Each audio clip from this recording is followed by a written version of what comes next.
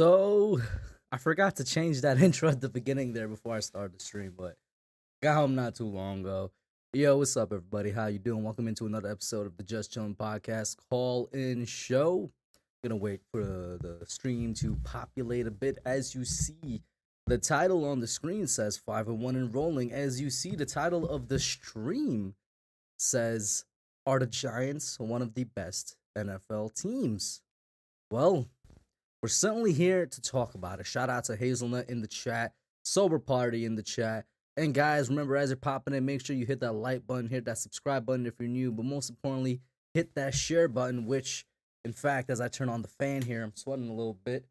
Like I said, just got in from class. Wow, that fan is old and rickety. I'm not sure if you guys can hear that.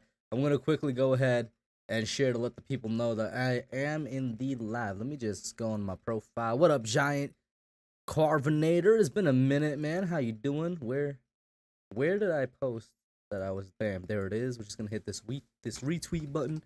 We are live. Tweet sent, and let's talk about it. So, shout out to Scorpio. Okay, I need Scorpio Emperor King to call back in because he's looking a little bit like a clairvoyant right now. He's told me several times already when he's called in about what the Giants might be, but we shall see. Hazelnut, thank you for the concern. Not really under the weather. I had like a really sore throat and a little bit of a cold earlier in the week. I think it's better, drank some Mucinex, drank some NyQuil. Maybe you could still hear it in my voice and that's what you're hearing, but I feel a lot better. Shout out to Tudo Azori for the $5 super chat. Thank you, Tudo. He says, massive salute to Big Balls Hub. Congrats to all the die-hard Giants fans around the world. And please slap all stinky boys losers out the front door in a hurry. Tudo, you're absolutely right. You know what? Before I start off with if the Giants are one of the best teams in the NFL, how about we start off with the NFC East in general? Now, yesterday night, that is, we had a Sunday Night Football primetime game between the Dallas Cowboys and Philadelphia Eagles. And I said several times, shout out to Chris in the chat. Oh, Chris, how you doing, man? Yo, feel free. Click that link and pop in. G-Man for life as well. But yeah, so we had that Sunday Night Football game last night. And let me actually pin this link real quick before we get into the and of course I accidentally removed the link. That's always nice. But I'll send it back in. Bam, thank you, Chris. But yeah, so what was I saying? Yeah, we had that Sunday Night Football game. Giants fans were wondering who to cheer for, who not to cheer for. And of course, I hate both teams very much equally. I don't know, maybe if I had to choose one, I'd say the Eagles just because I can't stand their fan base, man. Their fan base is just not good people, man. Even when they win, just unbearable. But what I was thinking in my head is I really don't care because after we beat the Ravens yesterday, and you could call it the blue lens. I don't care at this point because we're 5-1. We're one of the top 3 or 4 teams in the NFL record-wise. And a lot of power rankings actually have us in the top 5 now, which, thank you for some respect. It's taken a little bit of a while. But after that Ravens game win, I really believe, because the Eagles are not going to stay undefeated, that we have a shot at actually just winning the NFC East. I'm not going to settle anymore. I'm not going to be conservative with what I want as a Giants fan. Before I was just like, yo, let's make the playoffs. We're going to get a wild card spot. Now at this point, I'm like, I don't think it's out of the question to say that we can legitimately win the NFC East, man. Because once again, the Eagles are not going to stay undefeated forever. It's just not going to happen. And even if they do, they going to fail, all right? And I say that because I ain't got faith in the Eagles to just continue on the roll that they're going on. They are one of the best teams in the NFL, yes, but some's going to break. And we've seen cracks in them before. We saw cracks in them against Arizona. And even they should have blew out Dallas way more than they actually won against the Cowboys yesterday. There's cracks. They're beatable. They're not this, giant, monstrous entity that can't be attacked. They can be beaten. And I really don't think they're going to sweep us. I think we're going to split with Philadelphia down the line this year. I think we're going to split with Dallas. Maybe I'm wrong. I don't know. We'll see what happens when we get there. But that's why I'm like, forget aiming for the wild card spot. You can legitimately come out and win the NFC East with the way the Giants are playing right now. And we still have yet to get healthy. Like, that's the best part, right? We're doing all that we're doing, 5-1 and rolling, and we're not healthy on the defensive side of the football. We're certainly not healthy on the offensive side of the football. We'll see what happens. I don't necessarily expect the Giants to make any moves at the trade deadline. There's a lot of speculation going around, and I welcome it because for once, it's good speculation on the Giants fan side of things. Of course, I've heard all the DJ Moore talk, and I would love to have DJ Moore on here. I don't know how they'd work it out, but I don't expect the Giants to make any trades. If they do, I'm buying into this season even more. I still think it's the first year of a long process. We'll see what the general manager, the front office and the coaches decide to do with the future of this team in general. But let's aim for the stars, I guess is what I'm saying. Let's not be conservative because this team is anything but conservative in the sense that they got big goals, they have big aspirations. Everybody on this team. Let me address the chat just a little bit. Shout out to Nova Nebula. Shout out to G-Man for Life. Tudo, Lord Commander Manny from Port St. Louis. How you doing, man? Josh, what's up? Bo Carr and Sedan Smith. A good question here, or a good comment here from Josh, says that still dogs versus the Jags somehow. And G-Man for Life said, are we still underdogs versus the Jags? Yeah, I think we're still a 2.5, or is it a 3-point underdog versus the Jaguars? I'm going to be honest with you. I don't know why. I know that the home team has like a 3-point advantage, but them having a 3-point advantage, we're a 5-1 team rolling into a 2-4 Jacksonville team. I don't think there's any reason we should be underdog, but you know why I welcome it. Maybe that's going to help keep the team grounded. I would hate for this to be a trap game sort of situation. I don't know if you guys remember in 2016 where we didn't have nearly as great as a start as we do now. We actually are, I think, a way better team this year than we are in 2016. But in 2016, we started out 2-0, and then week 3, I think we hosted the Saints. The Saints were 0-2, and that was a trap game, which we fell into completely. The Saints beat us, and we went on like a 3-game losing streak. We began that season 2-3, if I remember correctly. I'm not trying to have the Jaguars be a trap game and then, potentially lead to something worse. And the thing is that I have faith in the players on this team. They have experience with losing for so many years, like basically everybody here. And this coaching staff, by all looks of it, seems to be one that could keep the team grounded. Like Brian Daboll, they're 5-1, and in the press conference, he's not necessarily celebrating. You don't see him happy and all smiles and all that. And I don't say that as a negative thing. Once again, I'm saying that as a positive thing. He knows there's still a lot of work to do. And he knows that, if you get too high, certain things can happen. But also, he knows not to get too low. Like Saquon said, he told the team, you guys should be happy. It's not easy to get these wins in the NFL. It's just, don't let the Jags be a trap game. Still don't get why we're underdogs, but beats me. That's what I'll say. Shout out to Marjorie Simmons in the chat. What's up? Nova Nebula says, I'm not too worried about winning the division. I'm pretty sure they'll make the playoffs regardless. I'll be over the moon. I mean, I feel like I'm over the moon right now. I feel like every Giants fan is over the moon right now, and we should be. We are very good. Y'all see the title of the stream. We're going to get into it. In fact, that's the title for you guys when you pop on. That's the first thing I'm asking you when the callers pop on. So make sure you hit that link that is pinned in the chat right now and pop on. Let's get the first caller on. It is Kyle, and it is Scorpio Emperor King. What's up, brother? Scorpio Emperor, you just tell the people, for those of you that haven't seen you call in before, what you've been telling me for several weeks now, man, before the season even began.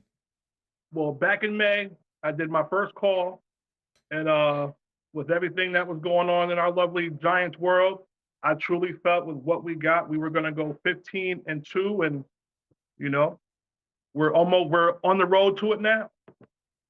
Mm-hmm. And I feel that. I'm sorry. Go ahead. No, I was just going to say, I was going to get the super chat that came in real quick. Shout out to Tudo for the $5 super chat. I appreciate you, man. He says, Kush, it's 3:30 a.m. over here, and we're watching your live show and wondering where's your Giants outfits and gear. Calling the Giants positive vibes, brother. Tudo, you're right. I just came in directly from school. You know what I'm saying? Came in from the MTA subway, sat down. You guys see it in the background. It's right there. It's hanging up on the coat hanger. I could grab it real quick if you really want me to. Just let me know. But go ahead, Scorpio Emperor King. I'm just really happy that the team started out 5-1. I think our next 3 games to me are all trap games, but I think it's going to be a good test because we're beating teams that we're not supposed to have beat, and now there are teams that we should beat. It'll show our true character, us beating them, because we will. Mm-hmm. I'm just Actually, bro, I'm just super You gotta tell excited me. because You they're gotta be only gonna get happy. All better. types of positive emotions, man. Yeah, but like think about it, like they're gonna get better. Like I think Daniel Jones specifically, he's still in a new system. They haven't played the whole playbook yet. So mind you, it's still only week 6. There's 11 more regular season games for to go. Mm-hmm. So he's just gonna get better and better. I don't care if he's not throwing 300 yards and 4 touchdowns. Our special teams is playing great. Our offense is trying to, be at least average, and our defense is really stepping up. Kayvon Thibodeau got his first sack, and he's only gonna get better. Which, by I the just way, he's already been getting a lot of pressures before that sack, so he true, has been affecting the true, pocket.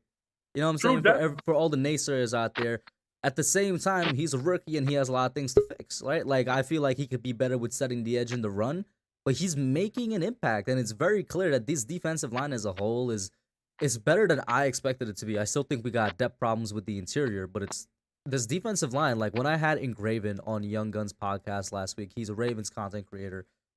Ingraven I was watched talking it. Yeah, about, yeah, he was talking about, he was a little bit fearful of this defensive line, and I was actually surprised a little bit. I was like, are we actually, is that the reputation we're building a little bit around the league? Because if that's the case, I'm really happy, and it took me by surprise a little bit. yeah. Plus, I mean, and I don't want to sound weird, but like it just seems like the NFL definitely is a copycat league. We don't Yeah, have to be like everybody else. As long as we can just no turnovers, great defense, run the ball. I don't need a diva quarterback that throws 50 touchdowns. I'm spoiled, man. I've been raised on Phil Simms and Eli Manning.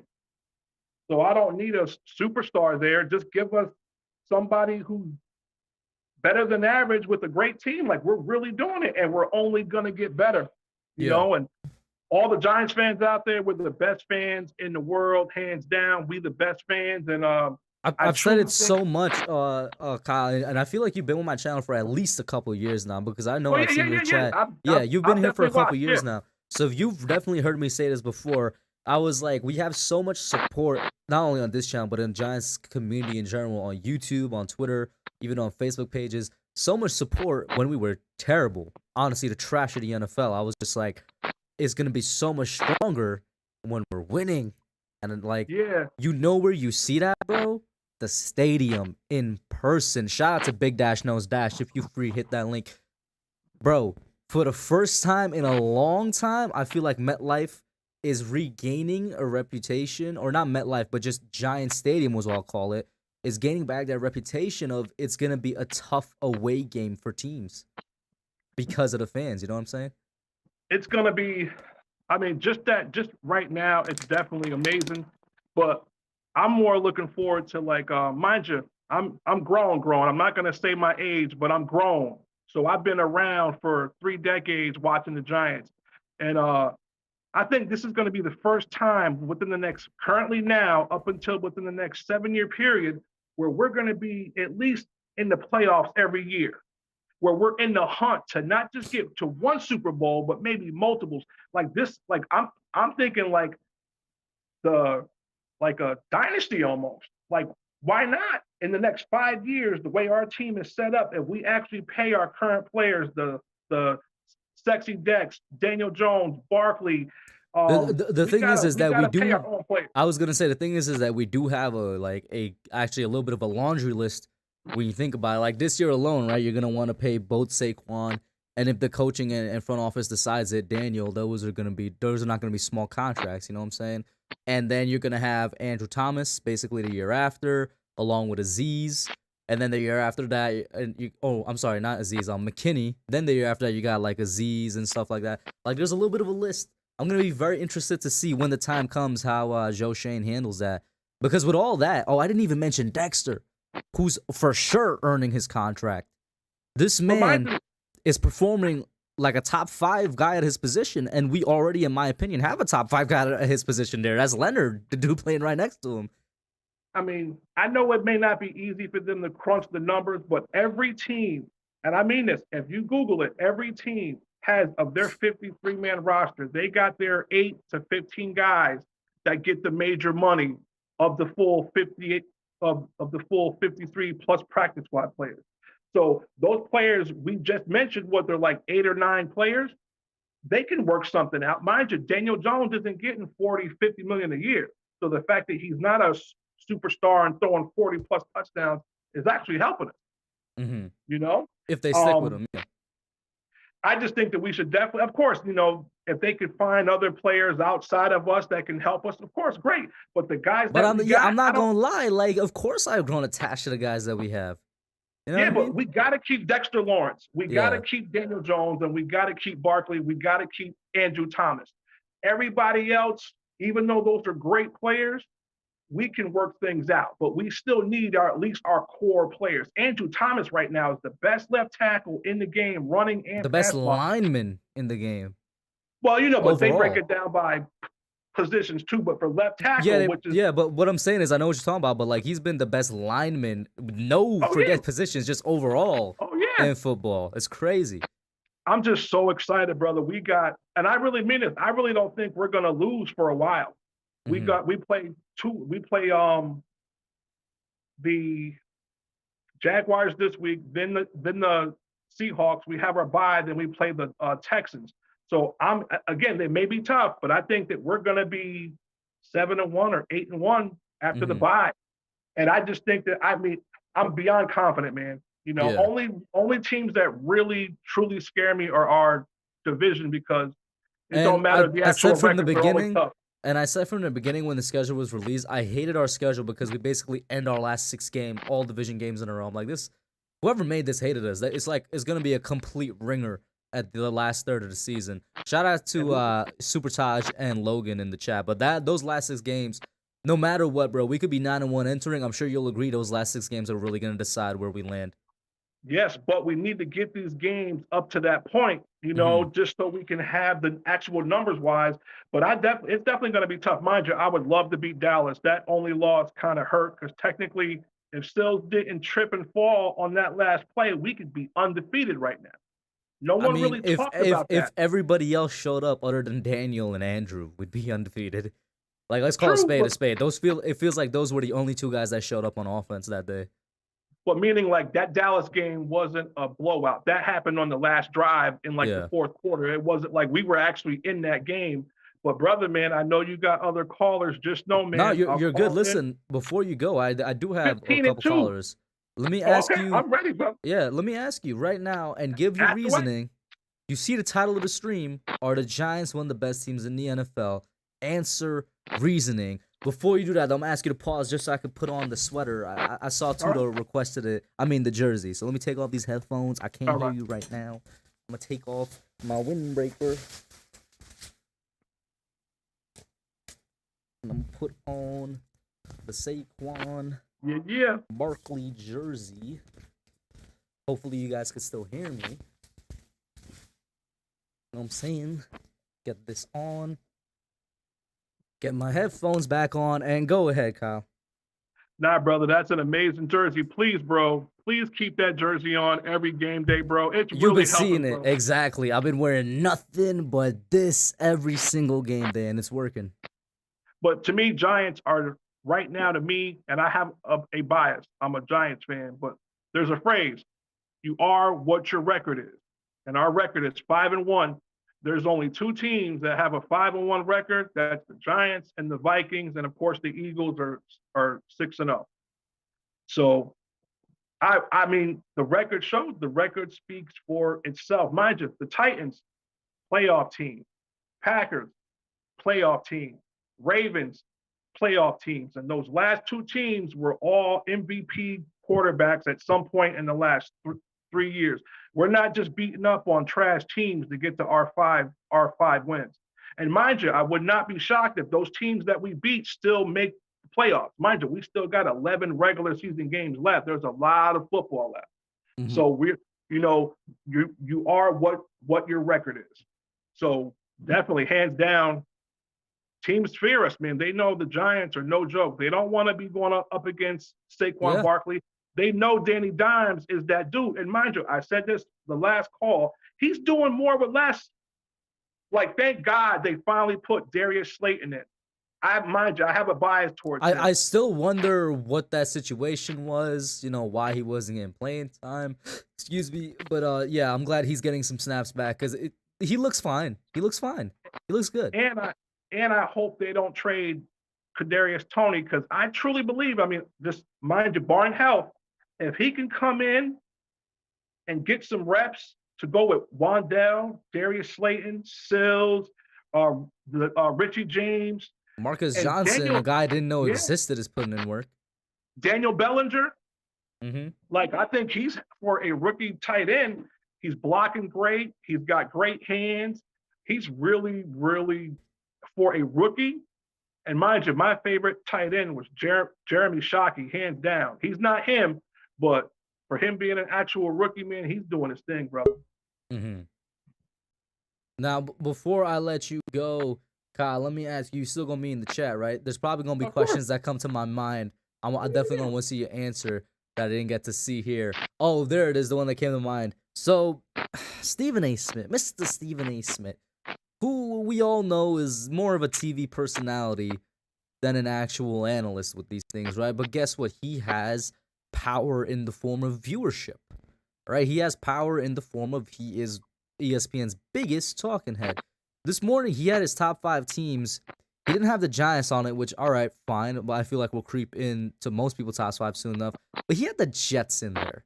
And respect to the Jets. The Jets are also having a good season. Happy for little bro. But how you have the Jets above the Giants, yo? I think, now, mind you, I mean, I don't know him, of course, as a man, but he's not really a true Giants fan. He's a Steelers fan. His sister is a Giants fan. He says he roots for like the Giants, but you could tell that he don't really follow the Giants and the players, goes through the ups and downs. That he again, he knows football, but he's more of a. I look at him when it comes to sports, more of a basketball dude. So yeah, me too. I Yeah. don't think his football acumen is up there. But again, if he's talking about football, he knows more about the Steelers than he does the Giants. Even though his sister is a Giants fan, I just don't take his opinion when it comes to football seriously because he's not invested like us. Like, we may have different views, but we watch every Giants game. We follow every draft. Like, we're invested. Yeah. He just basically is on the outside looking in. So people like him when it comes to the Giants, their opinion doesn't matter. It doesn't hold no weight. And mind you, the Jets, I got no beef with them. They're doing like good. I said, yeah, respect to them. They're also a little bit of a surprise. But they should not be over us. Yeah. Hands down. Yo, I'm being like, no, just go ahead. They're not on our, they're just not on our level yet, in my personal opinion. Tua's coming back. The quarterback for the Patriots is coming back. Again, there's 11 more regular season games. But for the Giants, though, the difference between us, even though there's 11 more games, those other close games the previous 5 years, we've been on every tail end of those losses.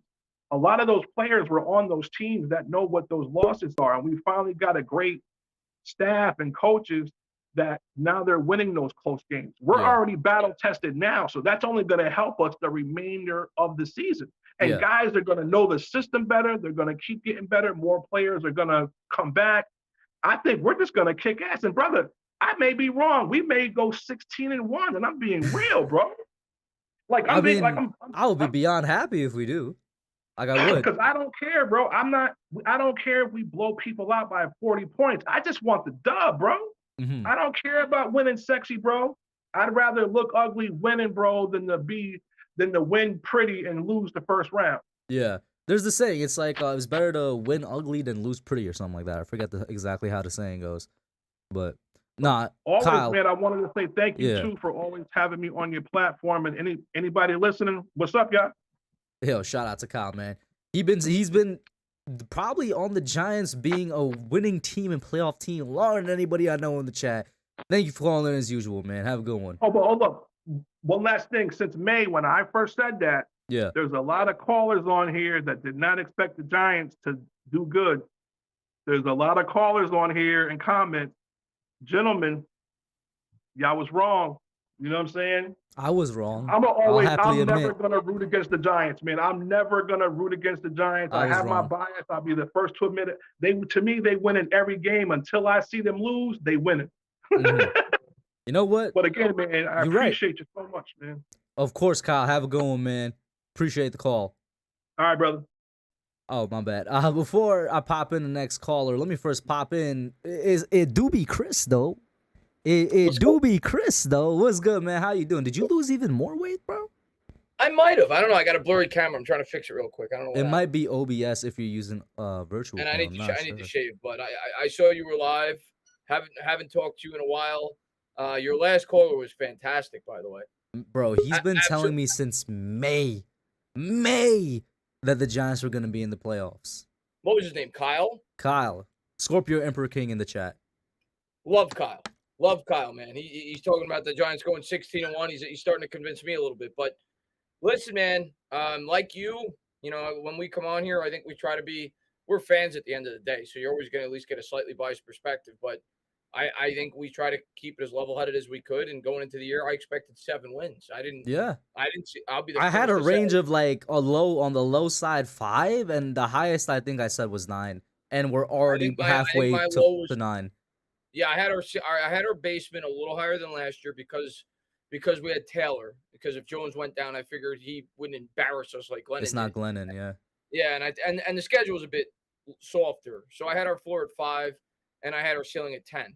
But I had our win total at 7, and there's no way we're winning 7 now, in my opinion. So I can't believe we're at 5-1. I can't believe some of the teams we've knocked off. I mean, listen, if I would have told you, Hub, at the beginning of the year that the Giants were gonna that if I would have said what's our 3 toughest out of division games, you probably would have said the Titans, the Ravens, and the Packers. And we all beat them. We beat them all. You know, it's like we won every one of them. Yeah, like the only remaining, like, all right, obviously I'm gonna leave divisional games out of it, but the only remaining tough game other than these divisional games is the Vikings, and the Vikings are also a surprise in themselves, starting off 5-1 right now. Yeah, no, I just switched my mic, by the way. Hopefully there it is. I was like, that's the new Sure, right? That's got to be sounding better than that. And yeah, there it is. I don't know what it is, man. Every time I use StreamYard, it defaults to my MacBook, and I forget to change it. But I'll figure out. That would definitely just be in the MacBook settings itself. You could change what the default, unless you already did it. You could change the default mic to the Sure. Okay. In the MacBook Pro settings. I'll have to figure that out. I'm techno stressed. I know you're good with computers and stuff. I'm not. You're good. But yeah, no, the Vikings will be a test for sure, 5-1. But I'm not even thinking about them right now. I'm thinking about Jacksonville. What's your thoughts, Hub, on the fact that the New York Giants are getting 3 points against the Jacksonville Jaguars after a 5-1 start? You know, I said it earlier. I'm just like, of course, like a major part of me is feeling disrespect because I'm like, when is it gonna go away? Like when? Because I'd say every single game this year, except for the Bears game, we have been underdogs. And at least for the first 2-3 weeks, I could understand. But after we went 3-1 essentially, which was when we beat the Bears, I'm like, all right, we're one of the only teams in the NFL that's 3-1. Packers, they got Aaron Rodgers. He's that dude. You know, he's gonna be a Hall of Fame MVP. But they've looked shaky the entire year. I feel like at least it shouldn't have been them as the favorites. And that some people might take that as like, oh, that's your bias. But no, I honestly thought we should have been favored against the Packers. And after we beat the Packers, I'm like, we got the Ravens, another future Hall of Fame quarterback, former MVP. Same situation, but guess what? And I said this when Engraven came on the channel. Shout out to Engraven. I said this in my, the only preview I got time to do this year. I've been so busy. I only got time to do the Ravens preview. I said, if there's one reason we're going to win this game, is because the Ravens are one of the worst teams in the second half in the league, and we are the number 1 team in the second half in the league. And that's a great point. That was exactly what happened. And I'm going to tell you another thing, It was very late in the second half, the fourth quarter. But yeah, go ahead. You know what you're getting me excited about when you say that, and you're absolutely right. We're probably so far at least, we're probably the best second half team in football. It's not probably, Chris. You go with the stats. We are. Yeah. In terms of point differential. You know who's one of the worst? You know who's one of the worst second half teams in football? Who? Philadelphia Eagles. I don't know if you heard me earlier when I was saying, listen, when the Eagles and Cowboys were playing last night, everybody, you could choose whoever you wanna cheer for, right? Me, I was like, I don't care. Because the Eagles are not gonna stay undefeated. One reason is that. Another reason is we saw them not necessarily struggle, but we saw cracks with them against the Cardinals.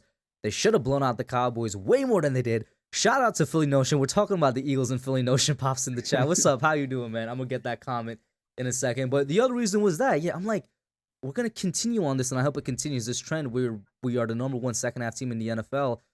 And I feel like we could do to the Eagles what we did to Green Bay, what we did to the Ravens.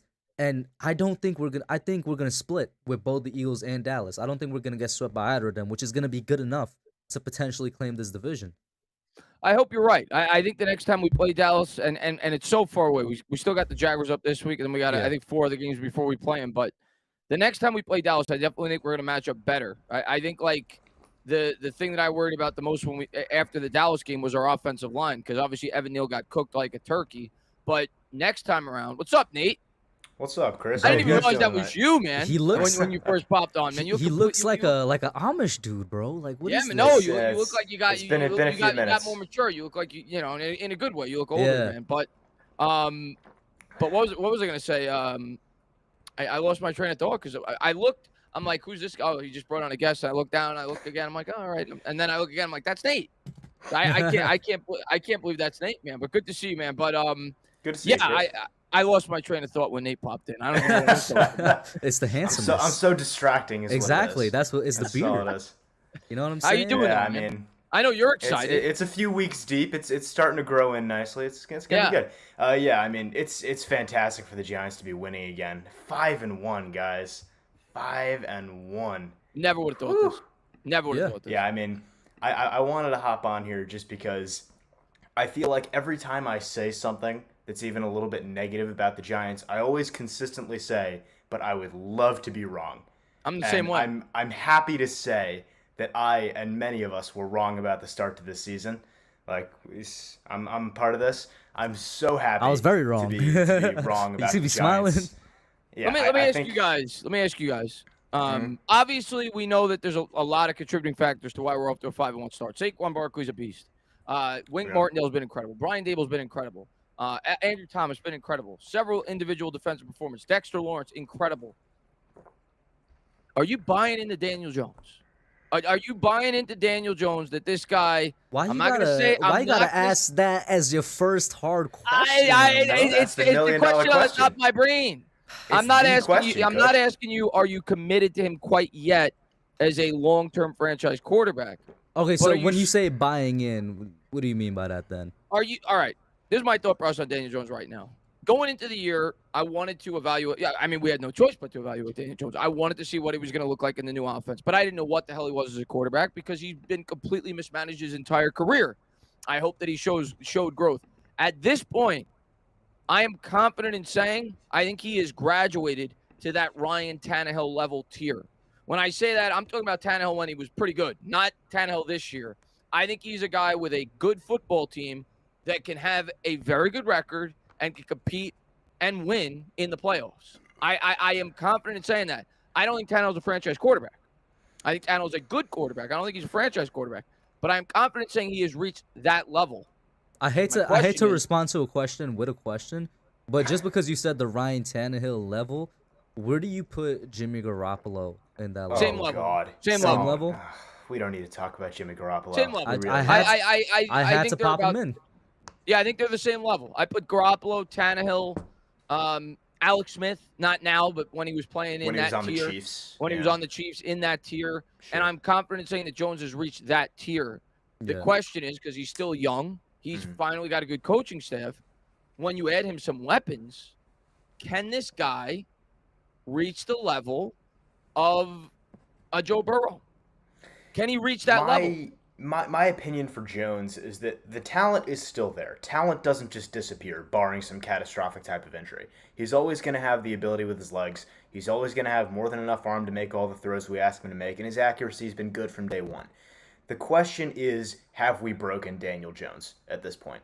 And we even heard it from Mara, and when Mara is saying we really did everything we could to screw this kid, you know it's true. At this point, I would hearken Giants fans back to when Joe Shane and Brian Dable were understudies in their first year under a new regime in Buffalo, and Bean had just taken over as the GM, Sean McDermott had just taken over as the head coach, And in that first year, very similarly to the Giants, they seemingly accidentally made the playoffs with Tyrod Taylor as the starting quarterback. Yeah. And everyone was saying, well, is this finally Tyrod's place? Is this finally where Tyrod Taylor ends up being the franchise guy? And then that offseason, they turn around and trade up for Josh Allen. Now, again, we're not the Bills. We are taking a lot from them, but we are not the Bills. So anything can happen. It depends for all we entirely know, on what they think.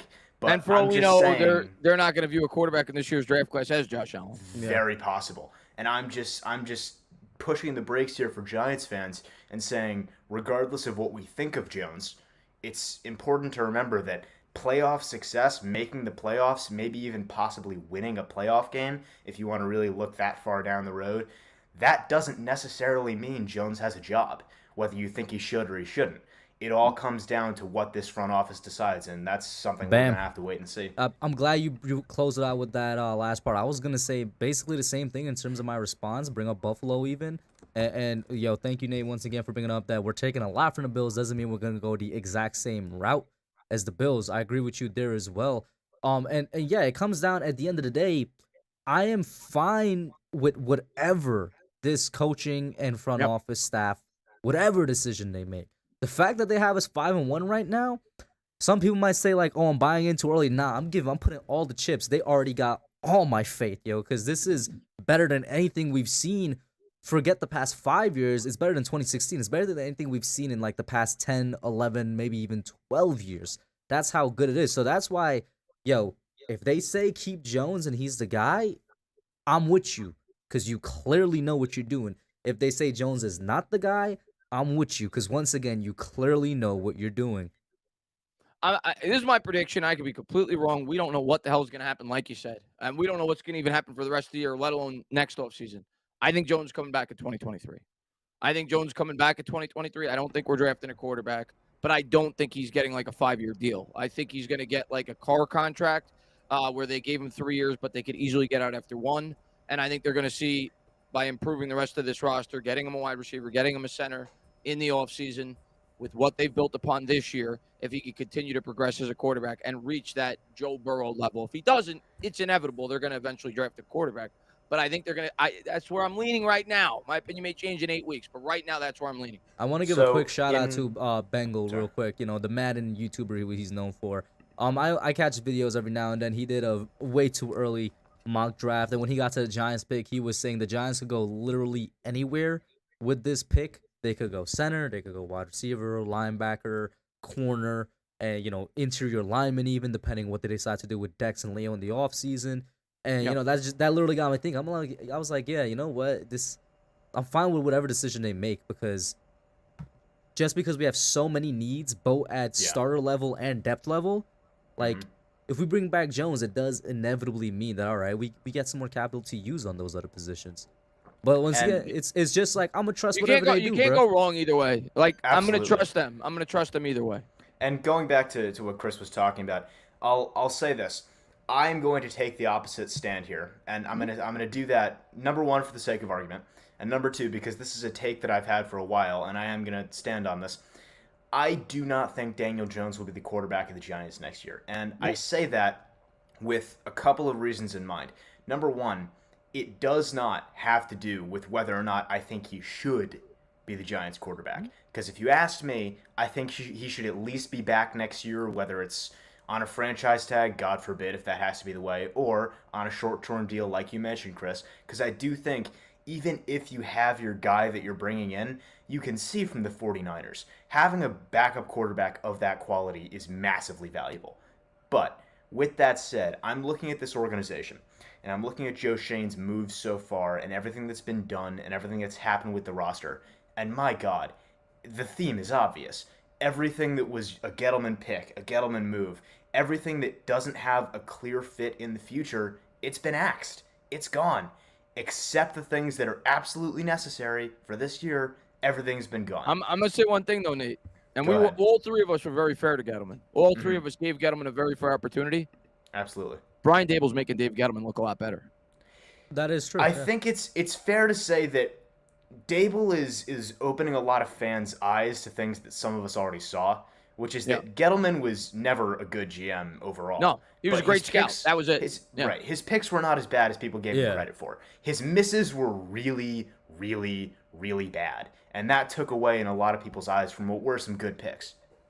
Yeah, I was gonna say, I was just gonna say real quick with the Dable making Gettleman look better comment. It's like partially true, but I would lean towards Nate, where it's like some of us we did see, like for example with Dexter, who for some reason from some of the fan base they hated the pick and they just did not like the guy throughout his years here so Dexter far. Lawrence was always good. He was always a good player. You know what I'm saying? Like but not players, this good. Not this good. And I would say that's Wink. I would say that's Wink. But part of me also wonders, is it just him finally hitting his stride as well? I think you know who else deserves a lot of credit? The defensive line coach.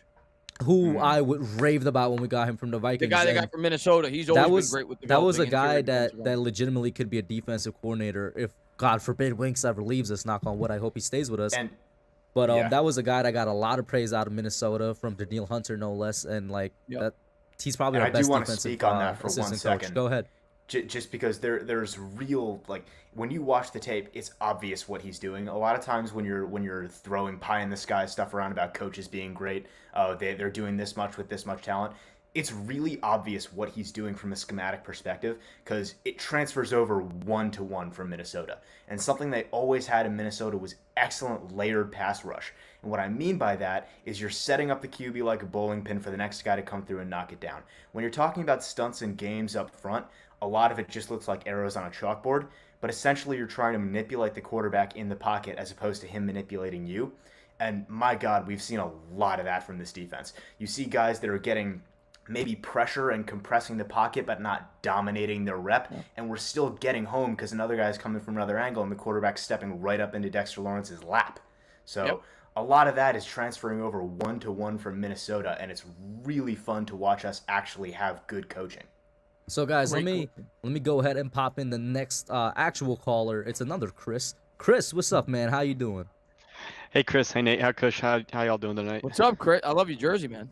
Good, man. I mean, gotta rep him. This year he's really been doing us well. I got this when he was drafted, and it hasn't been all smooth sailing, but this year, hey, I'm glad satisfied. you kept it. I'll say that. You know, I wasn't gonna get rid of it. I mean, he didn't play that bad. Goodness, he's getting the job done this year. That's all I can ask. For sure. Wins. And to touch back onto the Daniel Jones point, when you look at our receiving core, what don't we have? Well, one, a starting receiver. When you look, I was gonna say we don't have receivers. What do we have is the question. I still say to this day, Marcus Johnson was created in Quest Diagnostics. I never heard this before. Our two best receivers are Saquon Barkley and Daniel Bellinger. Yeah, I love Daniel Bellinger. That was a great pick. No wonder Robinson was good. I don't want to crap on him. He looked good. But it was really just this week. I also like, is it Tanner Hudson? Is that the other tight end? Yeah, Tanner Hudson, yeah. I like him as well. Did Chris Myrick disappear? Like, he disappeared after week 1. He got hurt a little bit. I'm not mad about that either, by the way. Chris Myrick disappearing is not the tragedy that some people would have you believe. I like tight ends that do this crazy thing called catching the football. Breath of fresh air. Beautiful. How about tight ends that block too? That's nice to see. He does block very well. He does. He's a fantastic blocker. I had a tweet on Twitter where it was basically talking about how the Giants are so good from like compared to what they were 2017 to 2021. And I jokingly said, you know, it's because we had Evan Ingram from 2017 to 2021, right? I'm just gonna put that out there. Yeah, the one block that stood out to me from Bellinger in that game was on the kick return by what's his name? Brightwell. Brightwell, where he got back to the 50. Yeah. The block that sprung him was Bellinger. And Barkley actually had 2 really nice blocks in the game too, which is something that people Matt Breida has been a really good a blitz. The pass blocking for our running backs has been excellent this year so far. Much improved. Crazy what a really confident coaching staff can get out of your team. Yeah. I was only able to watch the very end of the game, and then I watched the highlights. I was actually out in California for a wedding. A really good time. But I was getting ready for the wedding, and I was in the bathroom, and my buddies were telling me it was when we were at the goal line, and there was the pick, like the pick that would wind up being DPI. One of my buddies was like, "Yeah, they got the ball." So I was in the back. I was taking a shower, and I was stressed. I was like, "Oh no, we lost. We basically would have lost the game at that juncture." Oh, like, it's over. Really hard. Yeah, it's over. It's basically over. And then I get back. I get into the main room. I look. I see it's 24-20. It got me bent. But, I mean, obviously, I was pretty happy because we were winning 24-20, and then Kayvon sealing the game. That's beautiful. incredible. I mean, that is Kayvon looks very like a different giant-like. player. The last 2 weeks, he's really hit another level, Kayvon. Yeah, he's getting healthy too, is part of it. Yeah, his MCL's feeling better. I mean, Yeah. that's huge. And yeah, he definitely has the presence off the edge. Very good to see. I do also Very want happy to with the team say, so far. before we move on too quickly, just because I feel like it's not really getting talked about, and I don't want to be that guy, but we should acknowledge that, my God, Daniel Jones got so bailed out on that DPI. That was... He did. Bailed out doesn't even describe it. But Like, you know why he played a great game. You know why I let it slide, donate? That was, I said immediately when I was calling the game, I was like, all right, that's probably their makeup call for that delay of game egregious Well, no, miss. that was also terrible, but like, I think it was the DPI though. I think it was a penalty. Yeah, it was a little ticky-tacky, but it was still DPI. He definitely hooked him. I'm not mad at the call. I'm saying the throw from Jones. You better not be mad at the call. And not to jinx anything. Obviously. Not to jinx anything, but thank God we haven't faced as many terrible calls as we've had in previous years, especially what you see is going around right now Washington. with what you call it, rushing the passer and stuff. Like it's getting crazy again out here in the NFL. It feels like every year the NFL officials just sit down and scroll through everything they've seen on Twitter, all of the lowlights of their calls, and say, but what can we do worse? And then they come into this year and that's their game plan. It just gets worse and worse every year.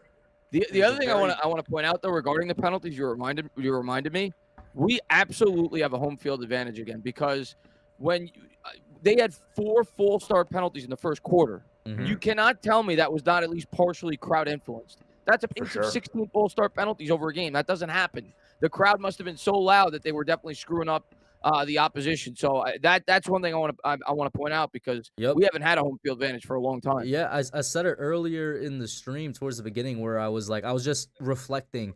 I've been on YouTube for just 3 years now, Chris. It's 4 or 5 for you, I believe, and it's like. I've said before, I'm like, it's so great to see that there's a huge Giants community, not only here, but on Twitter as well. And that's when we were trash. We were bottom of the league.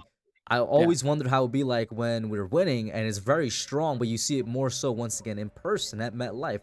Part of that is what you said. Part of it is the fact that the stands are packed throughout the entire game. Are you going to a game soon? Either one of you guys? So I went to the Bears game already, and then I'm going to be going to the Lions game again. So I'm going to be there next week. I'm going to be in Jacksonville. Only game I could go to is Jacksonville. I'm in Tampa. I'm going to the game right now. Sorry? The only game I would be able to go to is Jacksonville. I'm in Tampa. I'm in Boca Raton on the other side, so I'm going up to Jacksonville for this weekend. I'm going to the game at home against Houston. Houston. Oh, that's the week before, I think, Lions, right? Yeah. Yeah, we're going to be there. My brother bought me it's my day after my birthday. My brother bought me tickets, so we're going. Funnily enough, yeah, the tickets I got for Lions was a birthday gift from my friend as well, because it's a week before my birthday. And yeah, that's pretty cool. No, shout out to Tudo for the $5 super chat real quick. He says, shout out to everybody. Please suit me up for free against the Jags.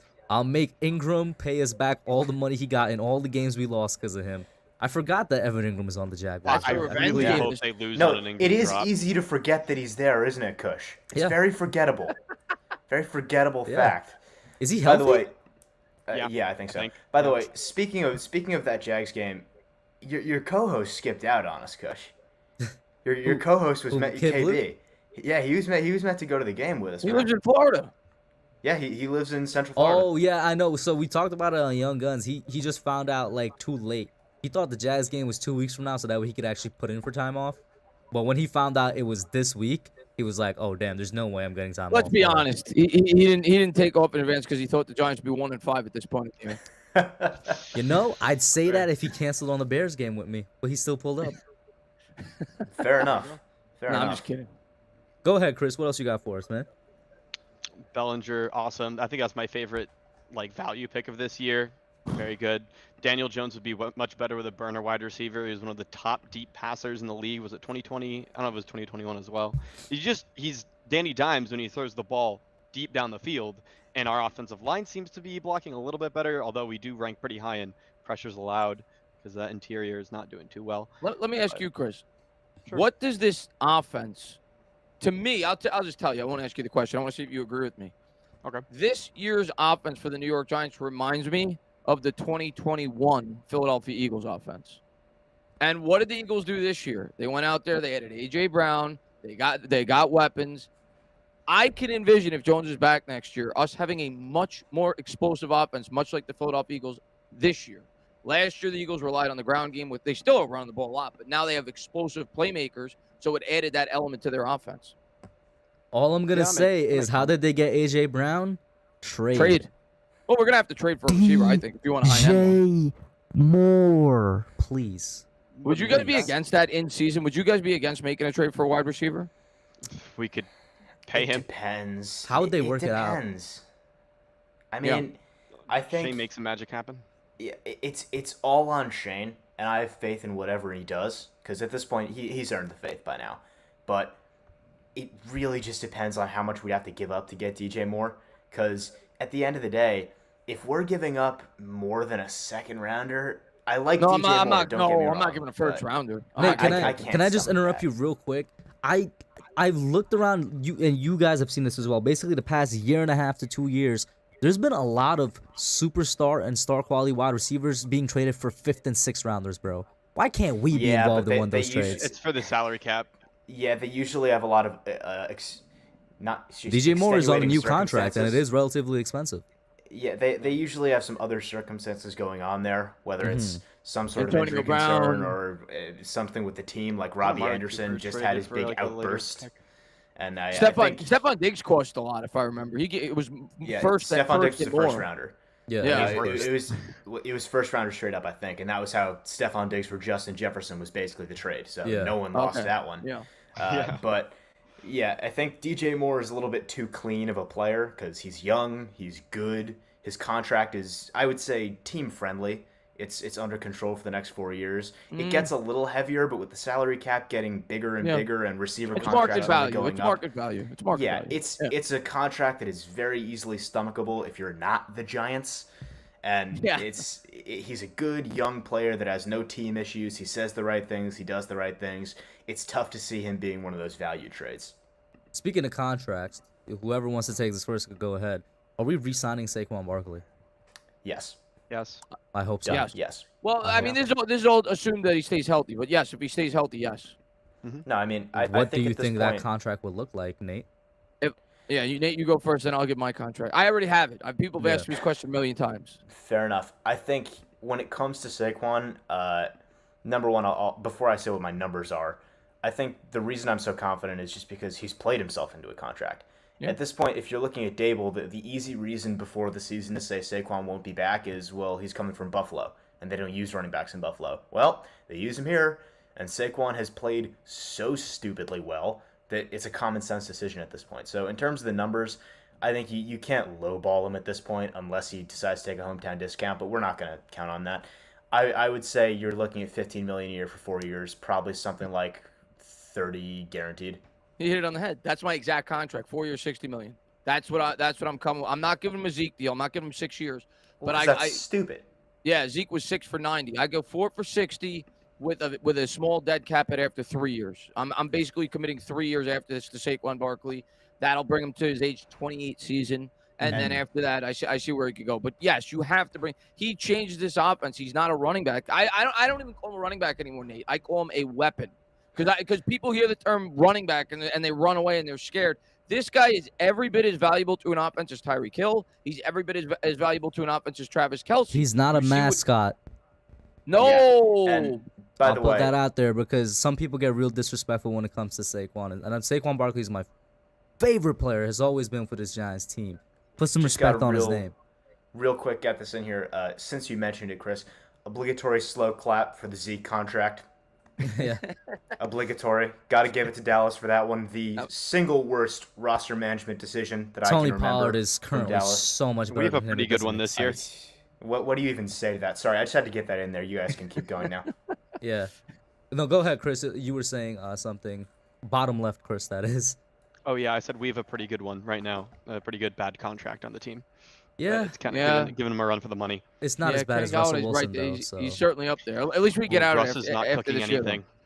Russ is. I knew Russ wasn't going to cook anything. I don't know. There's a hunch. I just didn't think it was going to work out. Maybe it'll wind up working out, but it's just I don't know what it is. Yeah. You actually follow and interact a lot with Russ's burner account, which is the fucked up food account on Twitter. Yeah, That's I do. Russ's Yeah. alt. That's Oh, Kush is man. familiar with his cooking very well. It's absolutely terrible. Listen, both Russ and Kenny Galladay, only some people are gonna get this reference. They went to Enron University. All right, they got a studies in legal robbery. Let me ask you guys this, because I saw in the chat already some people disagreeing with that contract number. How quickly do you think they may get over if that is what we signed Saquon to? Because some people do feel like that is a bit much. Well, you know what? I saw somebody in the chat say franchise tag. That's not happening. That's not happening. There's no. Nah, you're not gonna Le'Veon Bell him. He's more important than I'm Le'Veon gonna tell Bell you right was. now. Yes, in an ideal world, of course, you franchise tag him, then you franchise tag him again. But the fact of the matter is, Saquon Barkley's 25 years old. He's playing at an MVP level. And if I'm his agent, I say you sit out the season like Le'Veon Bell did. Le'Veon Bell still got a mega contract from the New York Jets the next year. Sit out, relax, enjoy the show. Don't risk further injury under a franchise tag where you're going to make $10 million. So that's not going to happen. We're not going to be able to franchise tag Saquon Barkley. We're going to have to pay him if we want to keep him. Yeah, I mean, it's also just, do we want to be the Jets? Like, how insulting is that to Saquon Barkley to franchise tag him after everything he's been through here? After That's everything what I was he's gonna done say for too. us? Like, that's so insulting. he loves come this on, franchise. He's the face of this franchise as well. He's been nothing but good for us. We're not Dedicated franchise everything to tagging us. him. Yeah. Come on. I feel like that would just be disrespectful to do, if I'm being honest Exactly. with you. Chris, let me get any last thoughts you got before I pop on the next caller, man. Way too early draft pick for the Giants in day 2 is Ryan O'Keefe. I'm a UCF homer. Gotta have a burner. That's Okay, it. day I'll 2. look Go into it. check him out. I'll look into it. Have you seen Enjoy any the nice... enjoy the game, Chris. Yeah. Enjoy the game. Have a good one, Chris. All right, peace. Before I pop in Mike here, let me ask you something, Nate. You're supposed to be our Florida scout. Anything from Florida happening? Any centers? yeah. Any good centers? Did you get hit by the I have hurricane? not noticed centers just yet. I'm sorry? Did you get What's hit that, by the Chris? hurricane? I really didn't. My parents got hit hard. Luckily, they're Hope not they're in a good. house yet. They're in an apartment building, so they Oh, were they live in chilling. Florida too. Yeah, that's why I'm here. They retired to Florida once I was out of high school. Oh, I so thought you went there. I went away for school there. Okay. No. Both. I am. That's the thing. I was Oh, looking okay, at Florida okay. colleges because they wanted me to be close to them. Anyway, I see, okay. long story short, yeah, you saw those horrific pictures on Twitter and stuff of the buildings getting ripped out of the ground and thrown all over the street. It's about 20 minutes south of them, so Wow. I was real scared for a while there, but they were all right, thankfully. So got lucky there. But yeah. I have not seen any centers just yet, Kush. So we'll keep an eye out for that. Not in Florida anyway.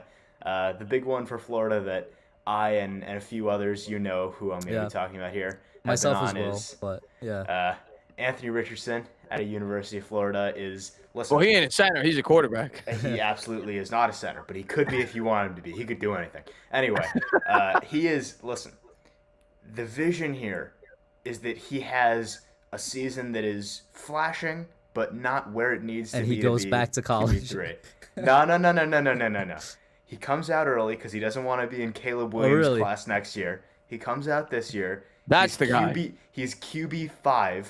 We don't have to trade up to get him. We make the playoffs. We're good. You just said the guy, Nate. You said the guy. Caleb Williams. That's the guy. Are you a Caleb Williams truther? I've been watching a lot of college football this year, and that's the guy. Like, if there is a quarterback I'm willing to trade up for and I'm willing to move the moon and the stars for, that's the one. Luckily, he's not this special. year. It's next year, right? Or the year after. Yeah. Caleb 2024. Williams is next year's class. But Yeah. I'll Caleb say Williams this. to me, and I see what you see in Anthony Richardson. I do. I see the I see attribute. Cam Newton, is what I see. Straight up. But Caleb Williams to me, that Do not guy. say had Mahomes. Don't say Mahomes. Oh, God. I see. I'm not. It's very hard to say Mahomes, but I see that level of potential from Caleb Williams. Really? I'm a big. I've watched like 5 of his games. I'm obsessed with watching him. I think he's gonna be awesome, and he's got a horrible support system there. He's got no offensive line. Yeah, I like him a lot. No, he's a fantastic prospect, and it should be said that this is an unspeakably fantastic time to need a quarterback. This class and next year's class could both be 5 deep in the first round, potentially. Yeah. Like, there's a lot of really exciting. I know you quarterback analyze the draft a lot, and I don't think we're going to quarterback. You do. You think we are? I think we are. I want to get your opinion on some of the quarterbacks real quick. Go right ahead. C.J. Stroud. Bona fide starter. I love him. I don't think he has the ceiling of like a Mahomes, but I think he's a very safe, a guy that you know is going to be probably a top 10 quarterback in the NFL. He's talented. He can make all the throws. He has a lot of polish that Ohio State quarterbacks don't usually have. Polish is perfect word for it. Great footwork, scans the field very well. He jumps off the page for me in that aspect. He kind of reminds me a little bit of Zach Wilson, actually, when I watched him in college, how he scans the field. I thought Zach Wilson scanned the field in a similar fashion. I thought they both looked NFL ready. That's not really a compliment the way that Zach Wilson's playing, but yeah. I like CJ Stroud as a prospect. What is your opinion on the kid from Bama, Bryce Young? He's an absolute stud. And I said this during the Tennessee game. That was his I'm the number one pick game. I know they lost. It was a really tough loss. That loss was very much not on Bryce Young. Their defense couldn't cover a table with a tablecloth. But that Bryce Young in that game had a Rocky Balboa level performance. He got the crap kicked out of him every play, took 1,000 hits, kept getting up for more, made all the throws you could ask of him, made plays with his legs, and his pocket presence. I say this with the understanding that it is unspeakably big praise. His pocket presence is Brady level. It's frightening how good his pocket presence is. So that's big words coming from you right there. I know it is. Brady level. No, that's out there, man. Here's what I'll say. And I've watched about, I think, 3 of his games. Mm-hmm. And I haven't watched like film breakdowns, but I've watched Alabama play. And Russell Wilson, I hear that a lot, and I see it. He to me, I see why people say it with Russell Wilson. He's a very intelligent quarterback, that's for sure. Obviously a bit undersized, which is why you have the Russell Wilson comparisons. And he looks a little small in stature, but he could put on muscle. But he's definitely a very smart quarterback, and I definitely think he's going top 5. Will Levis, give me your opinion on him. I Not think, a fan. No, I have been an anti-Will Levis guy for a while now. Oh, I didn't know that. Okay. No, I'll explain why. I do not think he's a bad prospect per se, but I don't think there's anything about Will Levis that's special. Nothing jumps off the page to me with him. I think he's a low ceiling guy. Like when I look at evaluating quarterback prospects, right? I think what has become clear, at least to me, in recent years, is you have to have some skill as a quarterback. There has to be something in your bag of tricks when you're going to get drafted that you can turn into a serious weapon in the NFL. With Lamar, it's his rushing. With Mahomes, it's his stupid arm. With Josh Allen, it's his combination of all that stuff, right? With Will Levis, I just don't see anything special about him. I agree. I like him. I don't love him. He's to me, he's a little bit. I have him a little bit higher than I had Kenny Pickett coming out from what I've seen from Will Levis. Yeah, fair enough. But like you, I don't have the elite ceiling. I think he's a first round prospect, but Agreed. I don't think he's like a super ceiling guy. Next guy, Hooker. I've liked Hooker for quite a while. I'll say this. I was on Hendon Hooker for about a year now. I was talking about him. Shut up, Kush. I've been talking about Hendon Hooker for quite a while.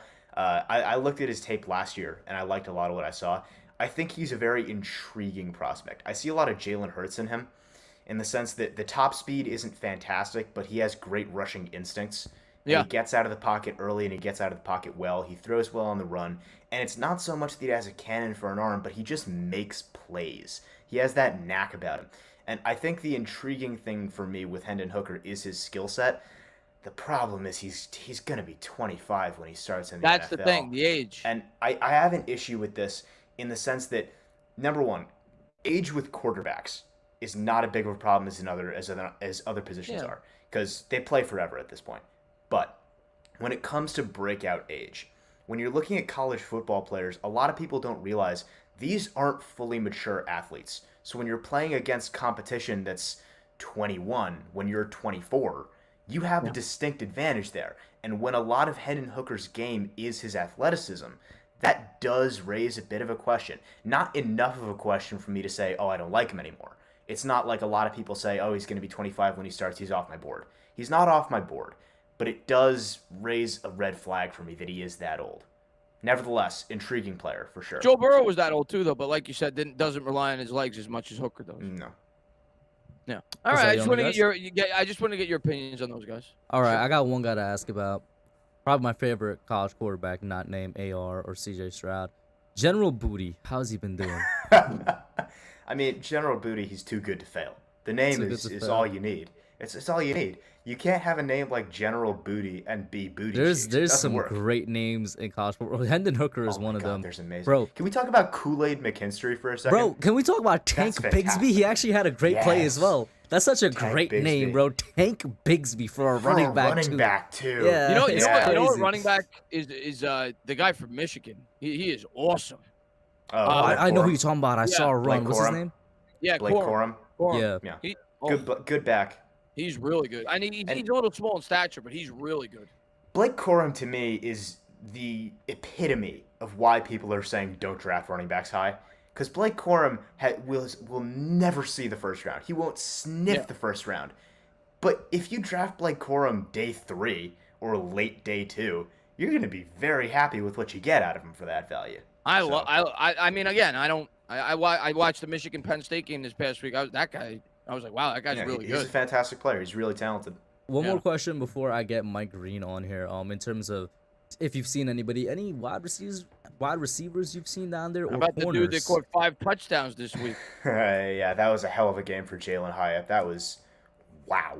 That was an I'm here, notice me type performance from Jalen Hyatt. And yeah, that is certainly a name to watch. I haven't watched as much film on him as other guys because I didn't really know a ton about him before this week, and I will get to that, I promise. But in terms of receivers, the notable thing to me is, number one, there will always be receivers.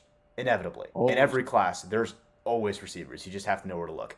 But the one thing I want to speak on here before I get the next guy on, as you said, Kush, a couple of the guys at the top are disappointing to a lot of people, myself included, in the sense that, number one, and I know that Ash somewhere is going to be upset. He's going to hear me say this. Is it a high state dude? Jackson Smith and Jigba, it's time to talk about it. Number one, the health is a concern.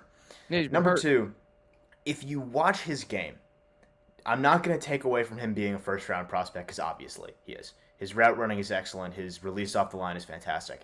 But we need to talk about the fact that he doesn't have what I would call NFL long speed. He does not. And I think when you're looking at a player of his caliber and you're talking about, like a lot of people were saying, he's a top 5 pick. He's that dude. Once you go in and you watch the tape, I'm a little concerned by his lack of speed. He has what I would probably say is about Mike Williams' speed. And for a guy of his play concerning. Style, that's concerning. That high of a, because that guy was projected to be a top 5 pick. Right, that's what I'm saying. What about I don't know what year he's in, but what about he's coming out this year. No, I know he is. What about Marvin Harrison Jr.? Marvin Harrison, I love. I love Marvin Harrison. I want to see him in Giants. Is he a junior? No, he's coming out next year. What? He's awesome. There's a couple of Ohio State games I've watched.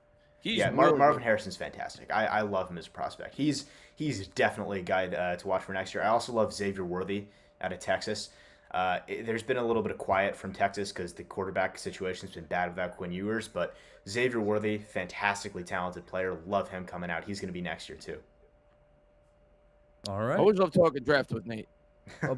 Bro, and he's like a legit scout now, especially in the Florida region. I haven't gotten through a lot of the tape I'm going to by the end of the season because, thank God, I have been distracted by the Giants this year. It's fantastic. Notice we haven't seen a single Giants creator outside of, like you said, Bengal, release a way too early mock draft yet. It's fantastic. Well, that's his channel. He's not really a Giants guy. So that's what I'm saying, yeah. Yeah. It's amazing. Yeah. And let's get Mr. Mike Green on here. What up, man? How you feeling, bro? Alcorn State? Yo, what's up, fellas? How y'all doing? What's going on, buddy? Not much. Entertainer. About time. Good to see you, son. What's going on, man? No, wait, hold on. I forgot something missing. Hold on. Is it the ring? Now, did you say Alcorn State? Yeah, there it is. There we go. Yeah. I like it. Yeah. I like it. Oh, yeah. This might be too optimistic of a question, but do you see one of these this year? I'm just saying, man. I'm just asking. Don't blame me for asking. Wait. Is that a real ring or is that a replica? Wait, it's a replica. Okay. But I was a part of the organization, Chris. You were? Yes, sir. As a player? Yes, sir. What's your name? Michael Chris is going to Graham. Google. He's going. I didn't get a chance to play because I made a tryout back in 2012. Okay. And before I got to training camp, they discovered I had gangrene in the body. So I had to have life-saving surgery, and that was the end of my career. Oh man. Shout out to the Giants though. You said they covered everything, right? Yeah, they paid me my salary for the year. They gave me this. And Wow. I was around the Victor Cruz, the Akeem Nicks, the Ruben Randalls, the David Wilsons, the Martellus Bennett, yeah, Eli, all of them. Yeah, That's incredible, man. Yes, sir. Yes, sir. That's incredible. Hey, Hub, you weren't the only one that said we was gonna be good this year. I did say our floor was 10 wins. You did say that. Say yes, that. you did. You did. Yes, you did. Mike was one of the most optimistic Giants fans. He said out the here. floor was 10, bro. The receipts are here. He's got it. Of course. Do you still have the floor at 10, or do you have it higher now? Higher. Matter of fact. Mike's like, what are you even asking me right now? You know what? I'm gonna go bold prediction. Number 5 is on the way. I'm going that far. Wow. Number 5 that on is the what way. I asked earlier, right? That is a bold prediction. Very much a bold prediction. This will look good with a field trophy. I'm gonna tell you this, Mike. I'm gonna jump on the optimistic. I'm not gonna jump on that big of an optimistic train. But what I am gonna say is, if we get into the playoffs, I think we could beat any one of these teams in a one-game scenario in the NFC. Oh, yeah, I agree with you. I agree with you. No, this is a team that's built to completely upset someone. Absolutely. Yeah. Nobody I got this from them too. You know.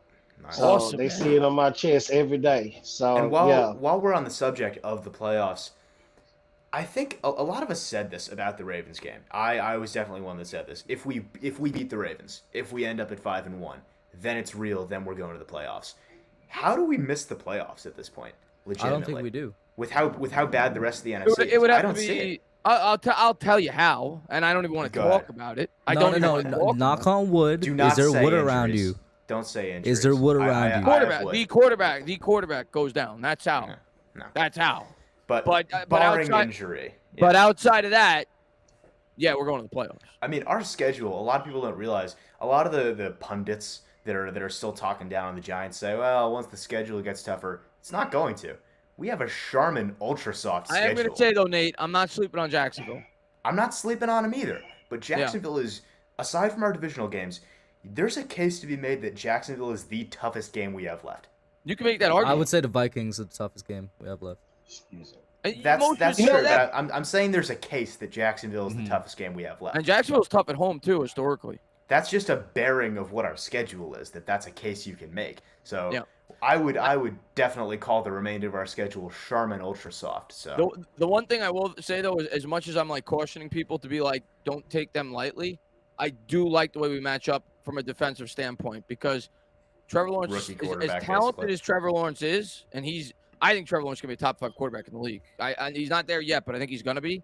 As talented as he is, new scheme, second year in the league, I think Wink Martindale is going to tear him to shreds. I hope so. I think he's going to tear him to shreds. I think he's going to throw at least 2 picks this week.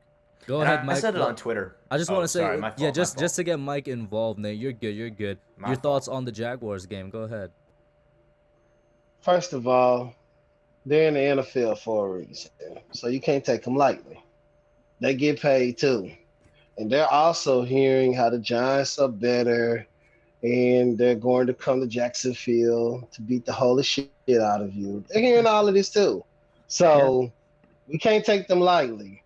But at the end of the day, we're still the better team. In games like this, you're supposed to prove and show why you're the better team. And hey, entertainer, tell Bad Dog about me when you get a chance. I will. But sure. We're gonna be fine, y'all. Like, this offense still ain't even reached its full potential. That's what people ain't even realizing, that we still, it's like somebody that said, I gotta give him credit what Fitz had said before. We ain't even in our final form yet. We just still, in the first form of this offense. We ain't even got the level 2 or touch 3 yet. Because we ain't got no receivers. You're right. When we get some receivers in this offense, Woo! How Look about Evan out. Neal? How about Evan Neal, man? He showed a lot of growth this week. Yeah. Evan Neal has Neal quietly had- put up a lot yeah. of great performances. He had what a lot of people thought Hey, was the hold best up. game When of the we did season. that mock draft, back in Yeah. April, who did I select? I think you selected Evan Neal. I You're selected. welcome. Listen, to be fair, the guy I'm extremely happy with Neal, but the guy I thought we were gonna get, Ekwonu, he's doing pretty good. But the only reason, let's be Yeah, honest, Kwanu's playing well. I didn't think Neal was gonna drop to us. If we want to talk about No, the me draft either. going all the way back, nobody thought we would have had what we had, man. No way. I'm not like trying to brag. There's a guy who messaged me periodically on Twitter who has been right about several things before they've happened with the Giants. I don't ever say it 'cause Maybe I a don't- clairvoyant, maybe. I don't know. I don't know if Maybe he's legitimate or John not. Mara himself, But he's just- possibly. He's a subscriber of mine that every once in a while he'll throw me a nugget. Like he threw me a nugget about Logan Ryan before he signed with the Giants the first time around, like 3 weeks before. Oh, I know who you're talking about, by the way. He threw me a nugget on something else that was true. I can't remember. And he told me, from what he heard, what's his name? Sauce Gardner was number 1 on our draft board. I'm not even slightly surprised. Yeah. Not even slightly surprised. I do believe that if Sauce didn't go and Kayvon's great, I think we would have taken Sauce. There was there was so many rumors leading up to that, like literally the couple days before the draft, and we obviously see as a rookie he's already a top corner. I could have seen that happening for sure.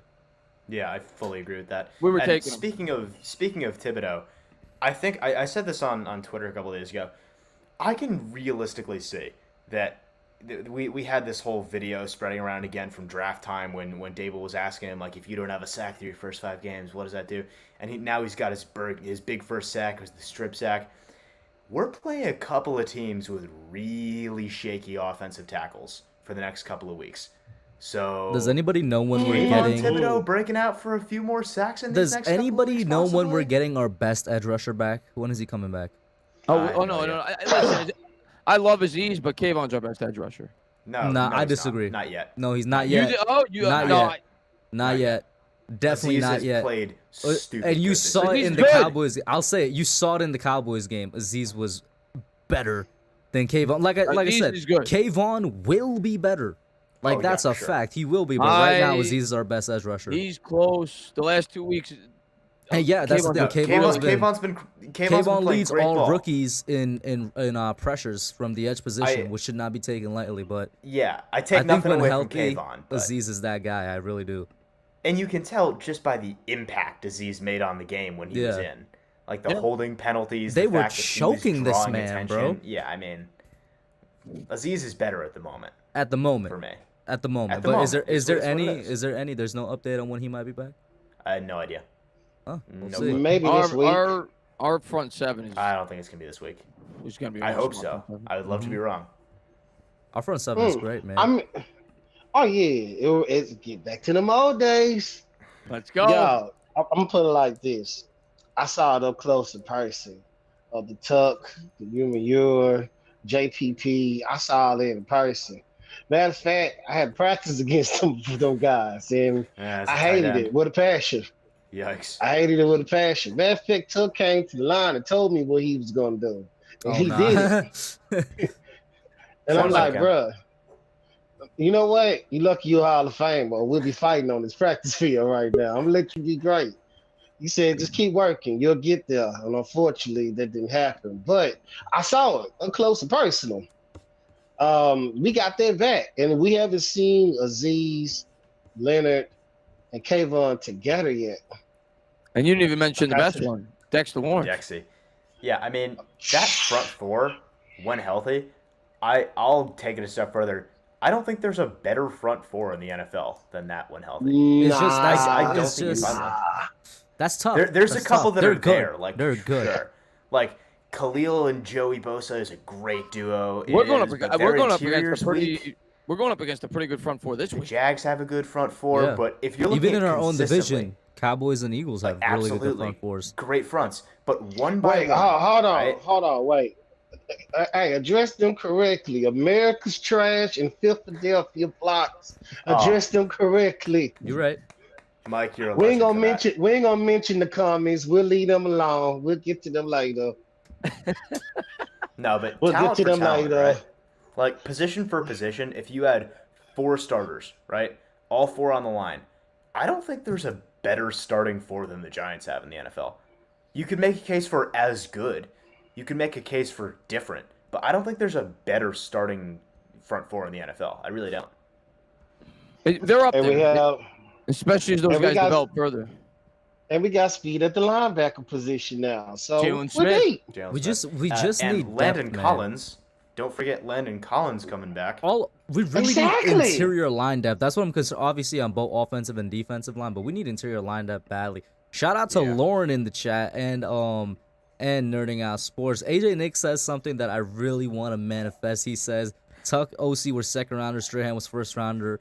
I hope Strahan, our new Strahan, is Thibodeau. Was Of it? course, I hope I that thought Tuck Tuck was and a OC. third rounder. Tuck might have been a third rounder.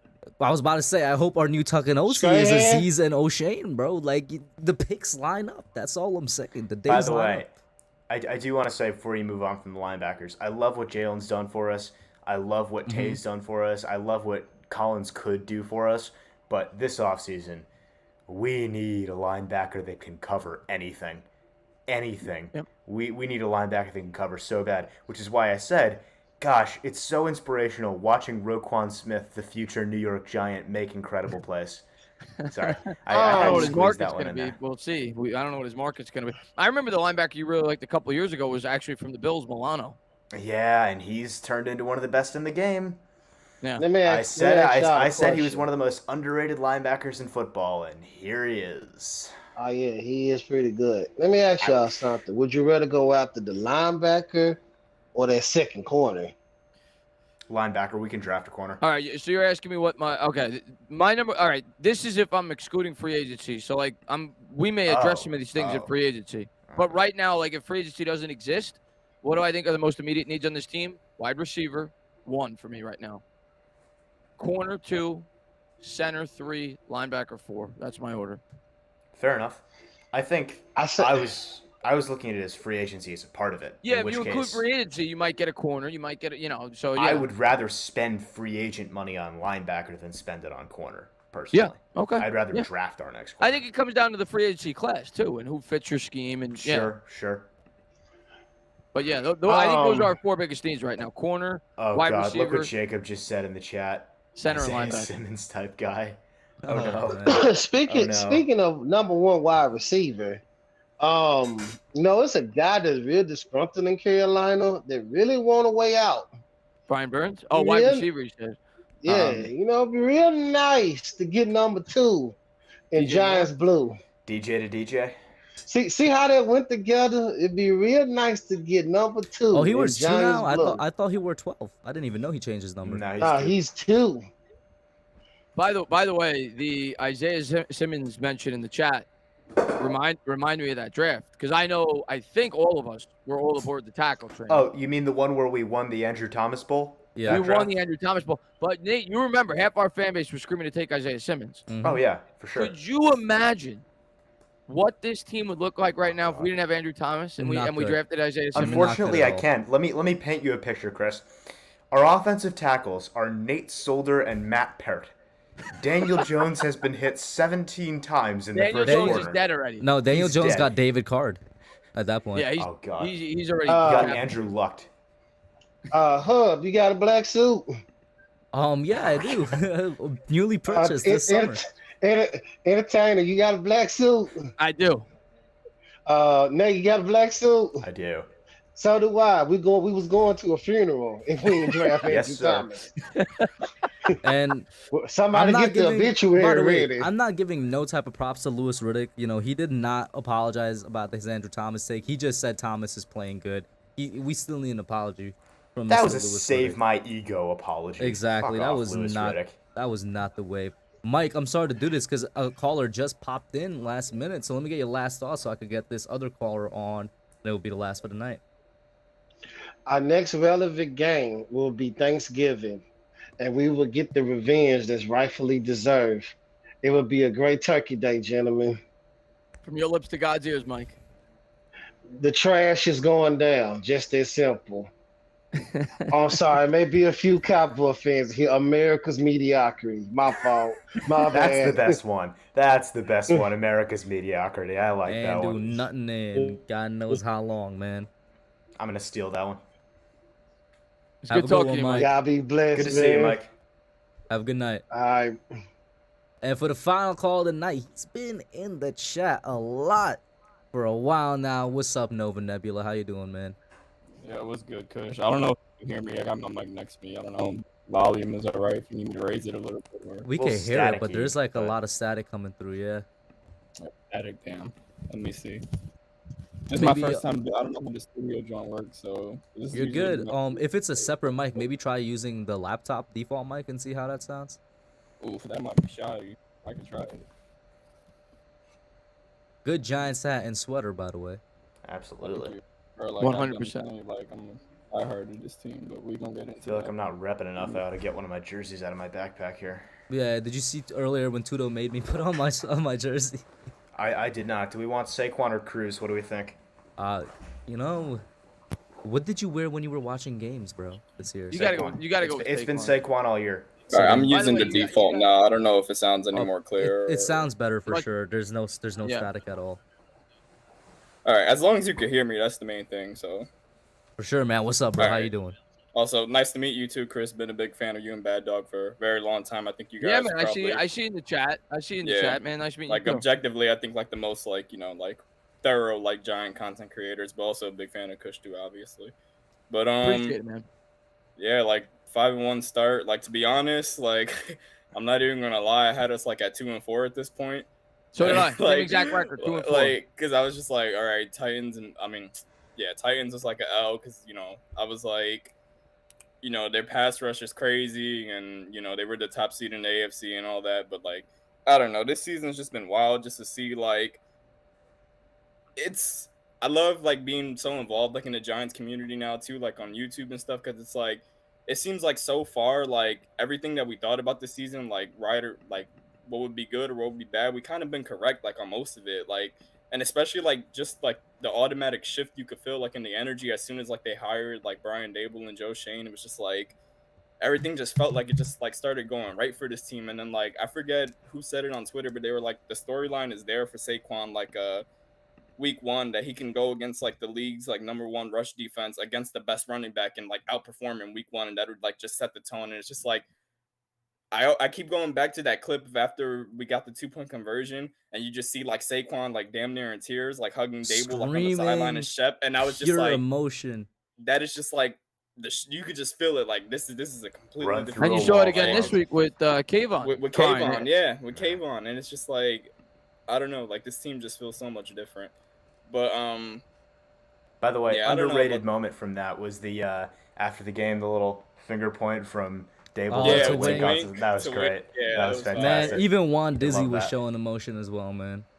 Yeah, I'm so glad we finally got Wandell back, and it's just like even with him, he only had I think like 14 snaps, and you can already see like just getting like Jones some receivers, and that's why too, and that kind of like leads me to like another topic too, where it's like, because I'm really hoping we can get Kadarius Toney back at some point and have him like accumulated in the offense and stuff. But it's just like, I just get so Pain. frustrated with like other fans, because it's like Just I pain. completely understand the frustration with like Tony not being able to stay healthy, and he can't get on the field, and we feel like we need him and stuff. But it's like just the nonstop, like you guys are like literally harassing this kid and like Yeah. berating him, like he You- is. you know hurt. what's What do you funny? want him to do? You know like, what's funny? literally, like All Giants fans mocked and got on Philadelphia fans when they basically ran Jalen Reagor out of town. And like I said, I get the frustration with Tony's injuries, but what some Giants fans are doing are the exact, like the same thing Yeah. Oh, no, they, to they, what Philly they, fans did to Rager. They did the same thing to Barkley.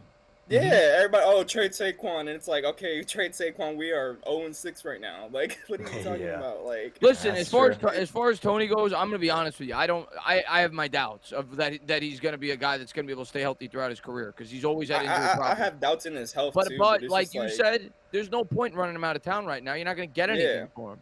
So hope he can get And on the then when field. they're Hope he just can like- play. the This is arguments this is they a make, they don't even painful topic realize. for me.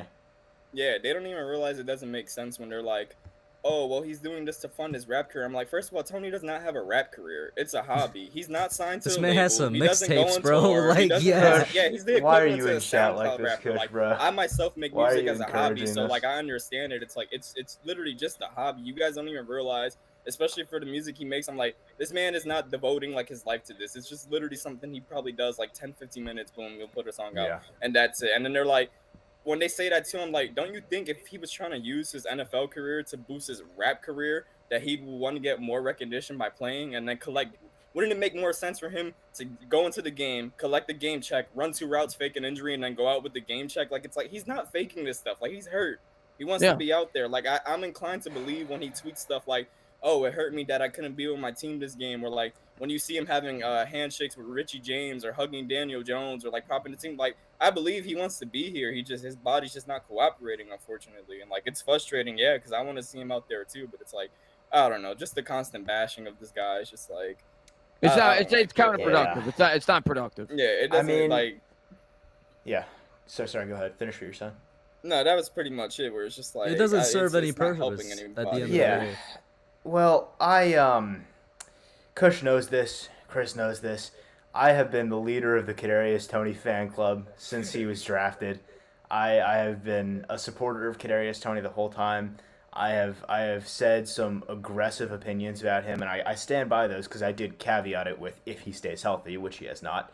Mhm. But it's just all the potential in the world, and if Right. it gets wasted, it's going to be such a tragedy because, my God, he's so electric when he's on the Like field. he's just I've never seen somebody like just be able to like to just stop on a dime and just snatch ankles. Like he just every time he unreal. touches the ball, like even the And- few times we've seen him this season, those plays he had against Tennessee and the one that got called back thanks to David Sills.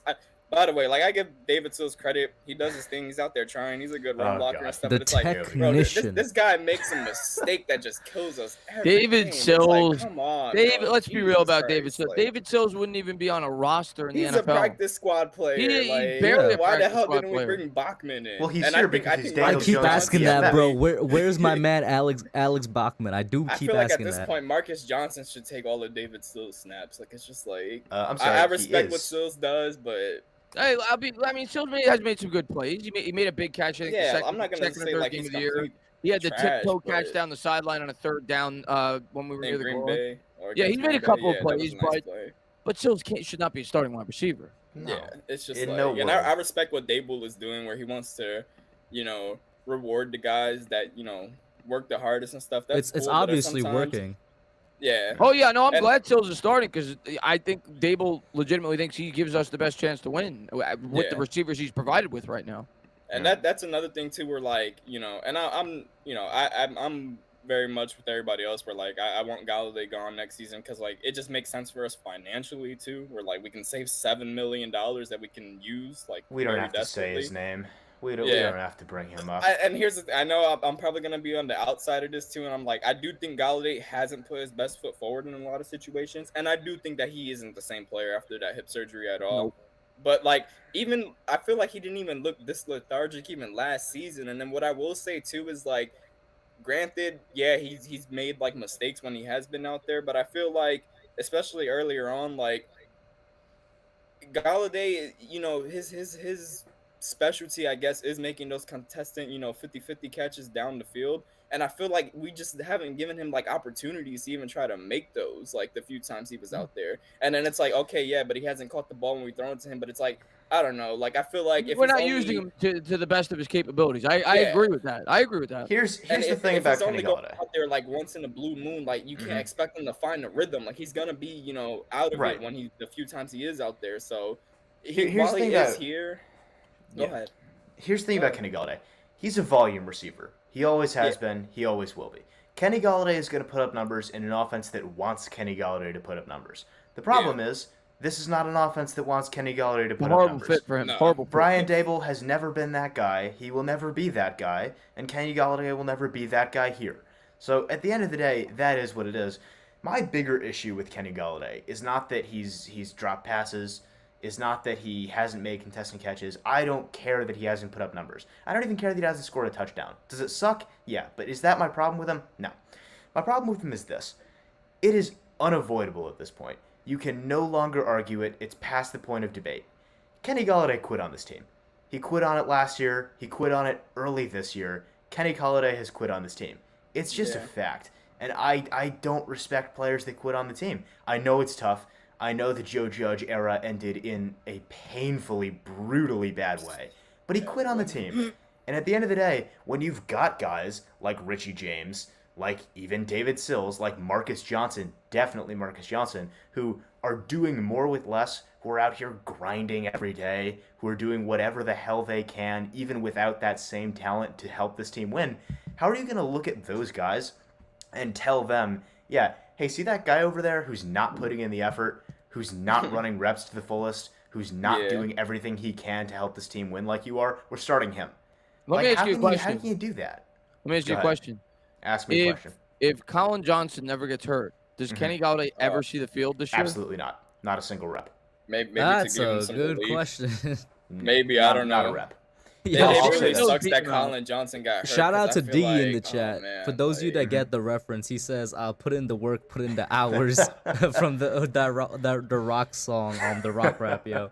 Now they might have cut God. Slayton. Slayton might have gotten cut had Colin Johnson not gotten hurt. That's possible. My Why put answer to that Slayton over question- somebody like Richie James or David No, that's- Sills. that's I'm a not the whole other biggest thing. fan of Slayton either, but it's like No, I didn't still want- feel I didn't- like he's I didn't more want him cut. objectively talented than them. It was because of the money that I thought that they might cut him. But I yeah, didn't and want that's him. why when they gave him the pay cut, I was like, that is perfect money to play Slayton for what we thought would be the fifth receiver at the time. But Yeah. Here's my thing is that when you're looking at Kenny Golladay, my answer to Chris's question about Colin Johnson is this, because you asked if Colin Johnson doesn't get hurt, does Kenny Golladay ever see the field? First of all, no. Second of all, Kenny Golladay doesn't see the field if there's any way for Brian Dable to not let him see the field. Kenny Galladay's reps this year Yo. have been because he had to get reps This this year. guy. Oh, Yeah. what are we No, I laughing was at just now? laughing at what you're saying, bro. No, it's a fact. Brian Dable would not have this man on the Giants if it wouldn't cost him money to not have him on the Giants. I said it before, I'll say it again. Not only am I 100% confident he's not going to be here next year because we're going to cut him and save $7 million. Number two, I am 110% confident if he wasn't going to cost us money to cut this year, Oh, yeah, he's he would have been the first cut Joe Shane made. First one. Listen, he cut Logan Ryan to save $700,000. He cut Blake Martinez for if it wasn't going to cost us money, he would have been cut. I agree with He that. would have been so gone. He would have Yeah. been gone last year. And I didn't even agree with some of those moves at first, but I feel like they worked out so much for the better. The one guy the veteran that we kind of lost in the secondary that I don't know, I haven't really seen how he's been performing after the injury, but I wish we could have retained because I think he would have done well in this scheme. Is actually Jabril Peppers. Oh, If you I think so about agree. how Wink likes to blitz those really physical safety. I think Peppers, if he could have, I will say though, and I agree with he you. would have balled in this. I scheme, agree with you. He's honestly. spitting. He's spitting. I agree with you. I think he would have fit this scheme perfectly. But Julian Love's playing damn good. No, Julian Love is. I've always been a Julian Love. And fan. Dave Ooh, Belt- I sure. said for a long time Julian Love is gonna have one of those years, and I'm glad it's So this did I. year, man. Let me ask you guys. Do you think Julian Love, just in terms of value, because obviously Gettleman's best picks right now are Thomas or McKinney or Aziz. is Julian Love his best value pick? Yes, 100% yes. Yes, 'cause Third of where he round was player that's a drafted. captain and an I impact think he was player the at fourth. safety. Was he third 100%. round or fourth round? Fourth. I thought he was third. Was he I fourth? thought Wow. he was fourth. No, He was actually, better. hold up. Let me check. I thought Part he of me was is third. thinking he was. Maybe he fifth. was third. He might have been. I could be very wrong. Either I thought way. he was the fourth. I thought I he was a can't fourth. even round. remember. I know he I mean, was a that's middle even round for better. sure, though. Yeah, mid round. Julian It's unreal Love value. was fourth round pick, 108. Well, there you Yeah, go. I That's mean, even better. that's I mean, fantastic value. it's him, and then I think a close second is Tay. I mean, we make fun of Daquartavius, but yeah, he's putting in Mr. work as Relevant, Mr. yeah. Relevant. And I'll yeah. tell you what, I know we make fun of him too, but Darius Slayton was a good pick. The guy caught 8 Yeah, for touchdowns. where we got him. His most rookie fifth season, round I was like, receivers who the don't hell catch is 8 this? touchdowns, so Yeah. it was a good pick. I mean, I think Darius yeah. Slayton's best game ever was the Monday night game against the Eagles that year. Yeah. Our defense is You know- we've you come know a long what's- way from the likes of Sam Beal Yeah. and Curtis Oh, Riley God. and DeAndre Baker. You And know what's I great? swear, I What's saw up? someone say Sam Beal's name on Twitter like 2 days ago, and I swear it was Yo. like a Can I say? flashbang went Can off I in my say head, something? bro. Can I say something? Go I ahead. can't take credit for this. I can't remember who did it. It might have been the chat. Ellerson Smith is the Sam Beal of edge rushers so far. Yeah, that's what it Ellerson was. Smith is That was what I trash. saw. Yeah. I don't know why people like are so. I don't. Oh, I Ellerson Smith, never knew why people were so hype Okay. on this dude. You I know, was like, okay, what's okay. the hype? Timeout. I'll defend this. No, you all can't. right? He No, hasn't I seen will. the field yet. He I hasn't will seen the defend this. field I yet. will defend this. No, I'm not going to defend He's done Ellerson Smith, but nothing. I will defend these people. The Okay. potential was 100% there. Did it pan out? Fuck no. Is he potentially the Sam Beal of edge rushers? We could have Yeah. got But that the potential monster was from there. Georgia instead by of the way, Ellerson I- Smith. Okay, piss By the off. way, I have no idea how he's doing. That's what I'm about to ask. Is he alive at this point? No, I'm not even talking about Elvis Smith. One player that every Giants fan loved, and we all saw the potential, and it didn't work out, was Lorenzo Carter. How is he? How is In he doing this Atlanta, year? right? That's a good We I, can don't look know, it I up. think didn't he have like a scoop and score against the Rams for them or something I mean, like that? I don't know how Lorenzo Carter's doing, but another edge rusher on that team, Arnold Ebiketie, a guy that I liked and Justin Pennick really liked coming out of Penn State. Who he is hitting his ceiling early. Listen, my boy Yes. George Karlaftis is doing his thing Yeah, with he's Kansas nice. City. Me Yeah. and you, bro. We were The only we were type of talking on defense I'll George run for Karlaftis. Smith, to go back to him quickly, is that Mm. I would say I kind of viewed him similarly to like O'Shane Zimenez. I used to call him O'Shane Zimenez, but like, But he's O'Shane's- I don't Jimenez know now, what, bro. like, He's O'Shane yeah, Jimenez right now. like he's Ox to me now. Like I don't know if you guys saw, but they said on the pick that Julian Love had in the last game that Zimenez actually like realized he was like when Lamar Yeah. fumbled, he was like, I'm not getting to him. So and you can see Jimenez like dropped back even in if- coverage to even get to if Patrick Love wasn't Ricard. there, Zimenez would have broke it up and gotten Yep. us the ball back like regardless. But like that's just like we don't see, like usually those are plays like in the past where it's like the Is quarterback. it fair to pick say that up now? and Because beat you us with reminded me the when quarterback, you're talking about Jimenez. Is it fair to say now we won the Beckham trade with Dexter Lawrence alone? I think it's We have a great player from the Beckham trade. We still have a terrible pick in what's his name? DeAndre what was his name? No, that Shea? wasn't part of it. That That wasn't wasn't part part of of it. that wasn't part of It was So, It was Beckham. Peppers, Jimenez, Yeah. and That was it. and and Dexter. Dexter Lawrence. So we have a Plus we have a cap space. We got, potentially like, great $10 player million in cap Dexter. space. We have a really good like rotational guy in O'Shane, Zimenez. and Jabril Peppers don't was really decent end up for working us. out. He was decent. I think the 2020 season. I would say Joe it Judge's worked. first This year, is he why was I'd say pretty good. we got the better half. It's because Odell never ended up lasting with the Browns, and they never accomplished anything there. He went over to the Rams and got a ring, but that wasn't the trade. It was to the Browns. So that's why I say we And got the he better earned part. that ring. I hate when people And- say that he didn't do anything. Oh, to he played control great. it. He definitely Like, earned it. watch He's him a- down the stretch, That like, man they got done them that without into him. like into a lot of those games in the playoffs and helped win a lot of those games in the playoffs. Now, I want to give my answer real quick before we move on. My hesitation initially was actually just to decide how aggressively I want to answer this question. And my decision is that not only have we won that trade now, we won that trade a long time ago. If Dexter Lawrence hadn't even become this, if O'Shane Zimenez was still Zimenass, we still would have won that trade. Because if you're looking at this straight up, there is no logical way to evaluate that trade as anything other than a straight up bust for Cleveland. He's not there anymore. Yeah. He Yeah. did Yeah. nothing while he was there. They Yeah. won nothing while he was there. That is a loss, straight up. Now we have Dexter Lawrence and he's doing good things. Now Zimenez is looking like a You know, really you know what it solid is, Dave, rotational and I guy. agree with you. I always thought we won the trade even before we saw Lawrence taken off this year. But Hmm. where I think it leaves a sour taste in fans' mouths. Well, one, of course, Beckham was like one of the most loved Giants, That was especially the by face of the team. like the younger He was generation. on the Madden I cover. have his Uh, statue. Like But the thing is, we never replaced him. We never got. No. We still Yeah, haven't never. replaced him. We never got a number one wide receiver. So I think that's What, why you a don't lot think of fans- David Sills is him? You don't think he's the next 13?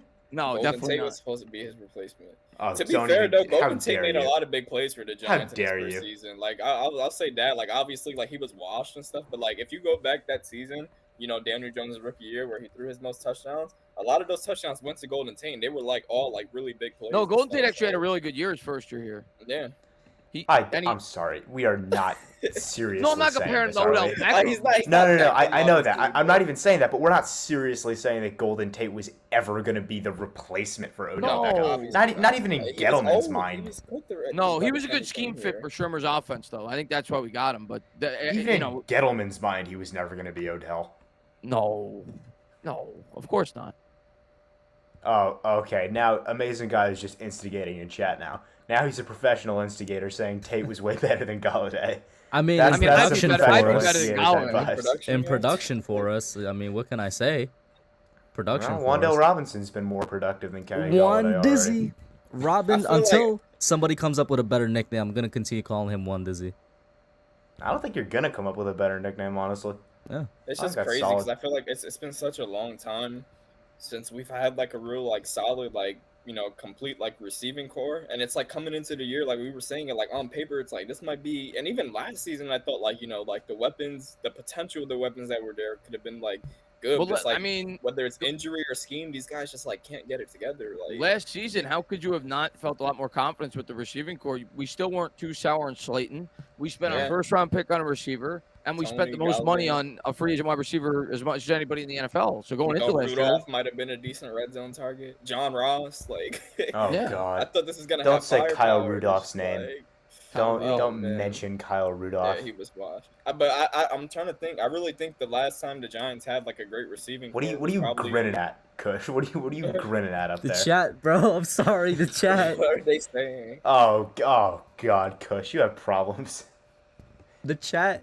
They're. I love them. I'm sorry. I love my chat sometimes. They just go along with some stupid things that I be doing. I love y'all so much. Go ahead. I'm sorry. Continue. No. Another point I was gonna bring up, like I don't know if you've kind of noticed this trend, but like it seems like especially like where receivers or skill positions, like I'd say like the past few seasons, probably dating back to 2016. Have you noticed it's weird where it's like it seems like most of these guys peak in their rookie season? Like Sterling That Shepard, has to Evan speak. Ingram, I was gonna Darius say that has to like, speak toward coaching more than anything, and I would hope that changes. If you're peaking in your rookie season, your coach has to do it a seems better like job to they get get the have, best like, out their of you. You most know. productive season. Yeah, it's I mean, it weird, goes back like- to it goes back to what Mike Tomlin said, and listening to Mike Tomlin speak just reminds me every time how good a coach he is. But he said, when you have a player and you're talking about them developing, you're talking about that stuff. To paraphrase, he said, "I love hearing coaches try and escape the responsibility of coaching, which is if you have a guy and you're saying, oh, he can't learn, oh, he's not developing, that's your job." Yeah, Your literally. job is to develop him. That's why you're there. That's why you're getting paid. If the group didn't need management, we'd have less coaches. So if you're going to look at a guy like, I don't know, Kadarius Toney, and you're going to say, oh, the Giants weren't even playing him last year, and you're going to say, oh, why isn't he getting on the field if the injuries aren't there? You got to point fingers at some point. So, I mean, these are all things you think about when you think about guys like O'Shane Ximines, who now is starting to look like a really solid player for us, who in Yeah. previous years was O'Shane Ximines, O'Shane, All all right, these all different right. You nicknames, overdoing it, all bro. this stuff. Jumping off sides against At this Kansas point, City. you just got to point fingers at the old regime and say, what the hell was going on, you know? it's the coaching. I gotta ask Ligma one said, thing. Hold on. Yeah. Ligma said one gritty. That's a good one. One I like gritty. that one. He hasn't done the gritty. But he will. He will. I don't know about that. I was gonna At ask a some question point he about will. Wan'Dale though, because one thing I was worried about when I learned that we were getting him back was how we were gonna use him in the preseason. We used him very like in a gadget type role, and in his trying to very run few it. snaps snaps that we saw in the first game, he wasn't really getting targeted like that. I'm very happy to see that he got actual targets. He was used as a receiver, not just a gadget Yeah. guy. What do you guys think, if anything, led to that, or you think they were just forced to, and now they're probably like, all right, you know what, maybe we can just throw him the ball, or do you, No. Well, do you think it was something were at else? training. You were at training camp, so you saw it. We went. We the same we day both one. were, yeah. Yeah. Bastards. At least at one of the practices I went to, I don't know if you were at that one or not. They were using him in the backfield a good amount in the Wildcat. So Yeah, there was a lot of that. I think that's coming. I think they're going to do that. But yeah, I think they also have like a Cole Beasley like role, niched out for him. In addition to things like that, pre-snap motion with the Wildcat, him cutting across the middle, him being in the backfield next to Barkley. I expect them to utilize him in that kind of role, but we didn't see it this week. I'm not upset they used the Wildcat because the Wildcat worked a lot the week before, and I was We're excited really for them. bringing it to the NFL. I'm happy about that. But my issue, I'm not. I'm sorry. I don't like the Wildcat. I don't mind it if you sprinkle it in, but my issue on one of the plays, Barkley was just back there by himself. Like there was nobody else next to him. Hey, I don't like that. Like have somebody so you could at least run an RPO, so or have a lead blocker. So I didn't like that, and like you guys were just saying, I thought Wan'Dale Robinson would be involved, even if he was just running, not even in the backfield, potentially running in motion over the front, so he has the option to pitch it forward to him. So I wish they would have gotten a little bit better. I didn't mind the Wildcat, but I didn't like the way that they used it this week. Mhm. Yeah, and going back to Wan'Dale's role, I'm not going to guess or pretend to know what their plan for Wan'Dale Robinson is because, I mean, who the hell am I? But with Brian Dable and his offense, I think the exciting thing for me is even if we don't know what Wan'Dale's role is, we know he's going to have a role and it's going to be fun to watch because they spent a second-round pick on him, you know? They That's the clearly first thing like they said, something with too. him. They said I know mean- we have a role for him. We know how we're gonna use him. Exactly, and I'm excited to see him get those targets, get those schemed up touches, because clearly they like him. They've got something in mind for him, and it's nice to have that faith in the coaching staff. Can you imagine if Jason Garrett was the offensive coordinator for Wan'Dale Robinson? Would you have any faith that he would ever catch the ball? Why would you put that in my mind? I should sue you for I was that. thinking about this today. Daniel Jones has thrown 5 touchdowns so far this year. 4 of them have been schemed. Yeah, 100%. 4 of them. 100%. You had the Bellinger touchdown, not this week. That was the only one that wasn't schemed. Yeah. Which was a great throw by It's a Daniel great Jones. throw. Great Great throw. catch. One of his better I've seen in a long time. You had the Bellinger on the RPO, his first touchdown. You had the Wan'Dale this week. The Myrick was schemed open. And then there was another one. 4 of his touchdowns have been schemed open. And that's the play calling. Yeah. I mean, It's been incredible. the creativity from Mike Kafka has been fantastic, and I know a lot of people have had some little issues with him here and there. And first off, that's one of the many things winning solves everything. If we were 3-3 or 2-4, people would be calling for Mike Kafka's head by now with some of the little itty bitty things we've been nitpicking. But now that we're winning, I'm gonna give you another nitpick, and I'm sure you guys all agree with me. Mhm. And I don't know if this falls on Kafka. I don't know if this falls on Jones, or I don't know if this falls on Dable. The clock management at the end of the Yeah. first half this week was awful. You know, Yeah, let's that was table really that for a mixed. second and actually talk about that in depth for a second, but I do just want to finish up this point. With Mike Kafka, a lot of the creativity that we saw in Kansas City is directly coming to the Giants. And my goodness, watching defenders get utterly confused, watching defensive ends just in hell trying to figure out where the goddamn ball's going, it's so much fun. Just understanding that we actually have a schematic advantage for once and that we're not playing in the goddamn 18th century. We're playing real modern football with creative, innovative How play about calling. the throw to and they actually covered it well, but it was a creative play call to throw to Breida when they had the Breida, tight Yeah, end. it was a You got that. fantastic Yeah. play. That was Yeah. not only a Fantastic. great throw, but Breida holding on to that was. Yeah. I was I mean, surprised he held on to it. Raider needs to be And used more. another man. thing. Like, I agree, He's 100%. been good. He's underused. And another thing there about that play, this is going to get lost for a lot of people. The Giants came out in 23 personnel. 23. Yep. That's 2 running backs, 3 tight ends, Yep. 0 wide receivers, and passed Yep. to Matt Breida, and it worked. And then you Just also had putting that out there. You also had the reverse play too. Yeah, double that reverse. That was that fun. That was a cool play call too. I So. love when they do stuff like that. And we That's already what I got mean, past the like- Wildcat, but one of my favorite Wildcat plays, I think it was from this week, was when, like, Daniel and Saquon looked like they were lined up normally, and it was a direct snap to Saquon, and it caught me off guard. I was like, "Oh, wait a minute! I thought that was just No, gonna I'm be a normal sorry. play." The Wildcat makes my brain itch, man. Because It's the problem okay. I have with it is you're Open it and giving itch it, the bro. defense information. You're giving them information right And off it's the rip because you're working, though. eliminating. No, but it's not working consistently. Wildcat is something you do every once in a while. The Wildcat is a Have desperation faith, formation. Nate. Have faith. I do have I faith. think it I just just don't depends, like the like- Wildcat. I think they'll probably get more variety in it. Like once we get like Wan'Dale more accumulated, and if we can ever get Tony back, and I think it would be more dangerous for Tony because he can actually throw. So and he Saquon run can out the throw as backfield well. Don't forget that. He had a couple throws in his rookie year. Okay, with Did he? okay. Yeah. But point being, when you've got the Wildcat on the field, the big thing for the defense, and you talk about this even more broadly when you're getting under center versus in the shotgun. Defensive players love to talk about, when we're seeing this from the offense, that offensive playbook shrinks, and we know what we're looking for, and we have Yeah, different 100%. keys that we're reading so much faster. The Wildcat is that dialed up to 11. You know we're not passing. You know we're not. I mean, Unless you you're doing know a what it's forward going to be. pitch. You might be doing a forward pitch on somebody coming across Dude, the middle. if you see see the the Chiefs do that a Wildcat, lot. bro, if you see the Wildcat and Saquon Barkley is lined up to Matt Breida, next to Matt Breida, anyone in the stands could tell you it's read option. Anyone course. could tell you. 100%, Nate. But one of these days, Saquon is gonna throw a nice 20 to 30-yard pass to Juan Dizzy running a post, and David Wandale is Sills. gonna take it to the house. I'm not gonna mention David How about he Sills. throws it to Andrew Thomas? There you go. Andrew Thomas there you has go. as much touchdowns as Wandale now, so you never know. But Question, Nova, is Andrew Thomas the wide receiver one? He- Is he? he's made making hell a of catch conversation. last year. Yeah, making a conversation. I'll tell you what, Daniel Jones, we saw the catch he made last year. He's a better receiver than some of the guys we got right now. Nova, let me get your last thought, though. We're getting to the 2-hour mark here. I'm going to have to close it out soon. Thank you for calling in, man. Last thoughts, honestly, I don't know. I'm just happy.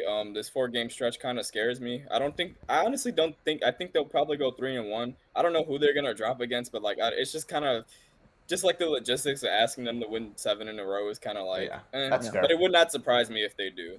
I'm not That's like fair. discouraged that they won't. But other than actually.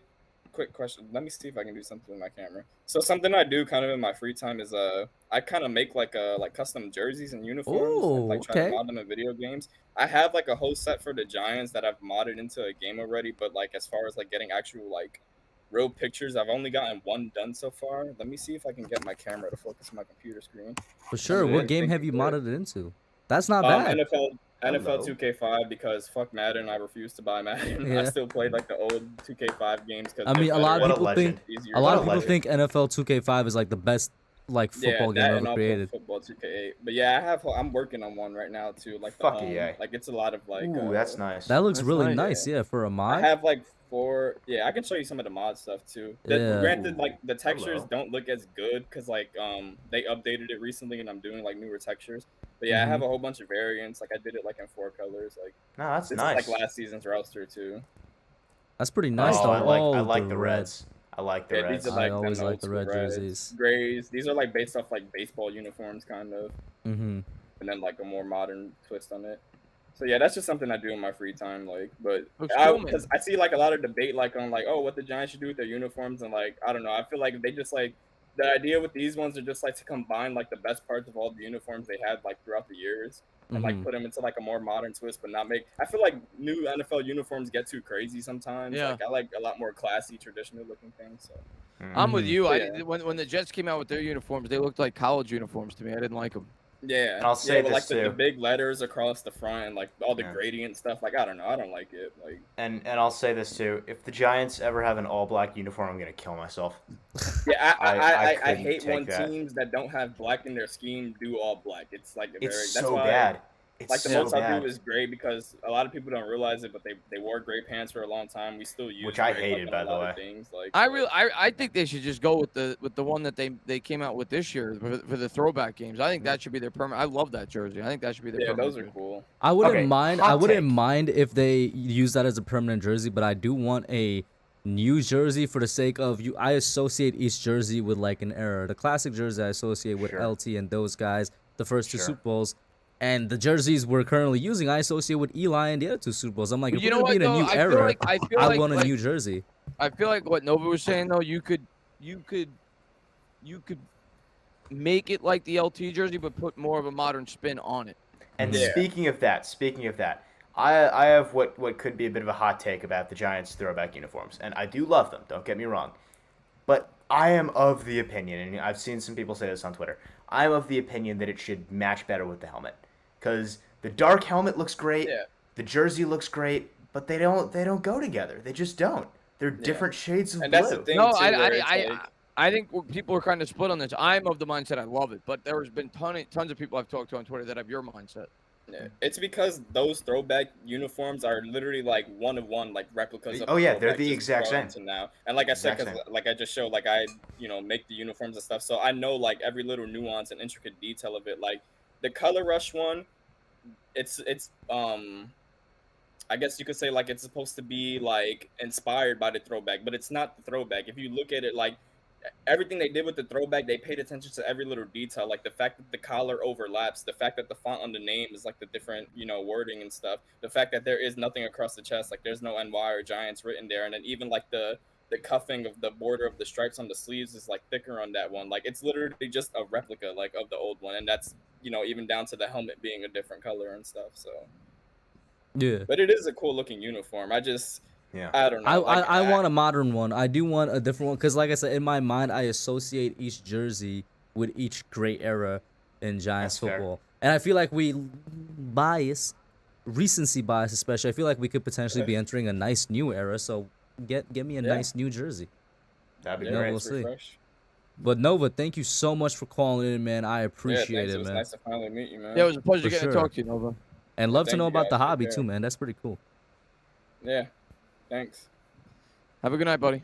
And before we close it out here, just some unsung heroes. I'm gonna throw out Adoree Jackson. Needs to get a little bit more credit and recognition the way he's Agreed. been playing this season. Definitely. Anybody you guys got on your mind that maybe needs to throw out there for the Giants?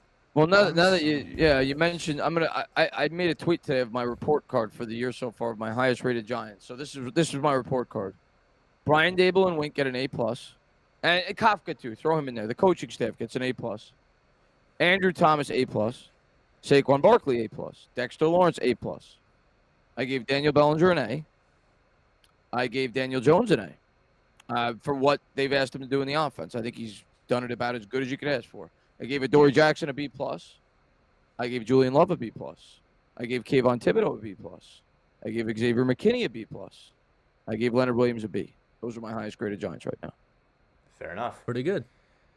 In terms of unsung heroes, I think we, at least during this stream, have done a pretty good job of talking about all of them at some point. Like, we talked about O'Shea Zimenez doing well as a contributor. We talked about Matt Breida briefly there. Oh, Jihad Ward, We too. talked about Julian Love. Jihad Ward is a Ward, great for answer. sure. That's a great answer. He For a sets guy that I fantastic thought would edge. be nothing but a bench warmer, and I'm happy to admit I'm wrong. And has I got been another so one good. for you. I got another guy that needs to be I have pointed one out. first, though. Then you go first. Yeah. So my answer is good. Some people might not like this. I'm gonna go with the Scottish Hammer. Yeah. I think he like deserves some recognition because number one, his name is the Scottish Hammer. Come on. And number two, he actually has been a fantastic punter for us this year. In terms of the length, I agree. I feel like he's not the best in terms of pinning inside the 5 or 10, but he's gotten better over the last couple of weeks. Right. Yeah. The improvement is there. Yeah. But the one guy I'm going to point out, Moreau.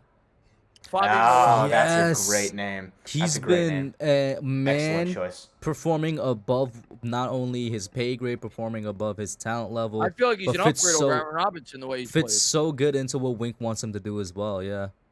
played. Yeah. He's been fantastic. Jalen Smith's another one. I mean, you could name a bunch, but Yeah. um, I see Jacob saying Daniel Bellinger in the in That's the not chat. I unsung, would though. yeah, that's what I was gonna say. He's not really unsung. He's definitely getting the He's a credit that hero, he but deserves. he's not unsung. If there's Yeah. an unsung one, it's really just based off of these past couple weeks. The improvement, Bredesen on the O line has improved a lot. he's gotten Yeah. better. on the inside. Not a bad answer. Not a bad answer. Yeah. But in that case, to close it out, and shout out to everybody who was in here. I appreciate everybody being in here. Thank you so much. The Giants are on a roll. Hopefully, we could all be on a roll. Just looking towards the season, right? Well, first, let me get y'all score predictions if you have any ready for the Jaguars, and then just looking towards the season, what you see by the end. Yeah, I'll start. Score prediction for this week. I got to look a little bit more into the Jaguars roster. But without knowing too much, I know they got a good defensive line. I know obviously they got Trevor Lawrence. They got good running backs, Travis Etienne. And obviously we know Doug Peterson's a good offensive coach. But I am going to slightly lean towards the Giants. I think this is going to be a much tougher game than a lot of fans realize. Like, I would not – I I think it's going to be a 50-50 dogfight. I'm going to be honest with you. Yeah, this is like a 50-50 game for me. Like, if we lose this game, I'm not going to be surprised at all. But I'm going to narrowly take the Giants. I'm going to ride with the wave. I'm going to go 23-21. I think it's going to be really close. Giants win. And then as far as the rest of the season goes, I'm going to go 11-6. Giants. Okay. 27-24 Giants over Another Jacksonville this 27-point weekend. And as for the season, I'm going to get a little aggressive because I did talk on the fact that I thought it was a Charmin Ultra Soft schedule, so I'll back that up. I'm going to say 13-4. I think we rip off a bunch more wins. I think when you're looking at this division, Kush mentioned it earlier. He said he thinks we're splitting with the Cowboys and Eagles. And if we do that, I'm sorry, I don't see how we get much further past 12-5. You know the saddest thing about what you just said, Nate, though? We We could go 13. We could go 13-4 and still lose the division because the Eagles' schedule is ridiculously easy. Very possible. The Eagles, and I hate to say this, I really do. It pains me. It hurts in here. the Eagles could realistically be the first 17-0 team. Their schedule is so in the regular cake. season. It's cake. It's not happening. Oh, on my power, it's not gonna happen, bro. But I'm I- gonna tell you. I will am gonna tell intervene. you. I'm gonna tell you right now the team that's gonna beat them in the playoffs, if they match up against them. 49ers. I think they match up so well against the Eagles. Give me the 49ers. That's the team that'll knock them off if they play them in the playoffs. I'll take you a step further. Team that's going to beat the Eagles if they match up in the playoffs, Buccaneers, because they own the Eagles. They Quite did last frankly. year in the playoffs. That's for damn sure. Buccaneers definitely look hit or miss right now, though. I'll say that. Yeah. Oh yeah. I'm not saying that's not a vote of confidence for the Bucs because they look like they have a lot of issues right now. But if they You got do Tom make the Brady playoffs- out here doing everything but attending practice. It's no, kinda I mean funny. if Tom Brady and the Bucs make like the 7 seed and the Eagles are the 1 seed and they meet in the second round of the playoffs, I'm sorry, Tom Brady is going to break Philadelphia in half. Like, I want him this to. is what it is. I'd like to knock off the Eagles. Why not in the playoffs? I was gonna You'd love to see listen, it, wouldn't man. you? There's a reason I think we could split with them. We'll see what happens by season's end. 17-0, Nate. That's that. All ooh. right, let's just say that happens. It 13 pains and me 4 to for the say it, but Giants, it's Nate. possible. Say we What go was that? 13-4. Say we go Yeah. 13-4, and the Eagles win the division still. Mhm. We would get the 5th seed, I would assume, Correct. and then we would play. Who would be the 4 seed more than likely? That would be. Imagine it's Probably Dallas. Niners, I'd Well, guess. no, it's got to be a division winner. Yeah, division Mhm. winners. It would either be the Niners or Probably it would be Niners. or the Bucks. Yeah, one of What those if it's two. the Vikes? They don't look like they're gonna get the 4 seed right now. They're 5-1. Yeah. I don't think they're. Yeah. If it's division winner, I'd roll with Bucks because who else is coming out the NFC South unless I'm missing somebody? No, the Bucks are gonna win that division. Okay, Yeah, so let's go with okay. Bucks then. But what if the Falcons? Falcons? What if they look good? They look a lot better than the record. I'm not saying it's likely. I'd be in heaven if we got a first round matchup against the Falcons. I'm not saying it's likely, but it's not impossible. And Kyle Pitts isn't even doing anything. The Bucks look like crap right now. We just acknowledged this. The Saints are nothing. The Panthers are in competition for the first pick in the draft. So those two are out of the equation. I'm doing a power ranking video tomorrow, and I rank the Panthers as the worst team in the NFL. Yeah. I'm not The surprised. Falcons are not out of this division race. I do not think they're to be written Listen, if off we get a just matchup yet. against the Falcons, I'm calling history repeating itself because we had a matchup against the Falcons with a no-name Give me- quarterback in 2012. I'm and- curious to see, by the way, Yeah. as I'm looking at my power rankings. Rattle off your top 10 teams right now. 1 to 10. Me? I want to In see order? how close your guys' top 10 are to mine. In order. Top 10. Yeah. Top 5 or All top right, 10? You I'll said give top you. 5 I'll first. give you my. I'll give you mine. No, so no, you no, already Wait, know. no. I'll go first. I'll go first. I'll Oh, go no, first, Nate. I'll take it first. So okay. Bills number 1. All right. That's Chiefs my- number 2. That's my number 1. Eagles. I got Eagles too. I got Eagles at 3. I got Eagles at 3. We got the same top 3. Okay. Okay. At 4, now that's where it definitely gets a little bit more tough. At 4, damn, who's the other teams? in the I'll tell you NFL my right now? 4. I'll tell Yeah. you my 4. I got Minnesota. They're 5-1. Minnesota. I'm thinking Minnesota at 4. I'm thinking us at 4. Not even no bias, straight up. Ooh, y'all are gonna. Okay. Wait, Giants hold up. fans are not. I'm Continue. making this power ranking video tomorrow. Giants fans aren't gonna like me. All right. Oh, So really? at 4, Really? I'll probably have the Vikings as well. At 5, I'd have the Giants. I do not have the Giants at 5. Okay. I At have the Giants at 6. 6. I have the Giants at 6. At 6, Giants I'd fans aren't gonna be have. mad at you for 6. But you know I have above them Who? Who? the Cowboys. Yeah, I don't like think at, Giants fans are gonna be mad at you for that. I They don't think beat would them. be. At Yeah, 6, they I have beat the Cowboys. At beat 'em. 7, I'd have the Chargers probably, even though That's I hate what I Brandon have. Staley. That's At what I have. 9, at 8, I'm sorry, I'd have the Ravens. I still think they That's look what good. I have. At 9, I have the Jets, and at 10, I'd probably have either the Niners or the Bucks. I'm not sure. I have the Jets So- too low. People Sure. are gonna hate. I have the Jets at 11. I've got Cincinnati at 9, and I've got the Niners at 10. Mm-hmm. So here's what I'll say before I give my little top 10 here that I'm, by the way, going to make up right now off the top of my head because I have not thought about this at all. But the thing about power rankings is it comes down to definition because there's been a big thing with Marcus Whitman being just antagonizing Giants fans for no goddamn reason. And there's a whole thing with where are the Giants in the power rankings. My opinion of what power rankings should be is not number 1, it shouldn't be just what's your record because that's not fair. But number No. 2, What's it the also point? should What's the point in doing them if you're gonna go Right. strictly by record? Yeah. exactly, and it also shouldn't be what does your roster have on paper because that's not what power rankings are. It's not what could you be. It's not what will you be by the end of the year. Through week Otherwise, it 6, wouldn't be what are weekly. Right. Yeah, It's what are yeah, you right now? What yeah. do we think of you going into next week? So Right. with that said, I don't have the Giants at 5, but I also don't have them at like 15, like some other people do.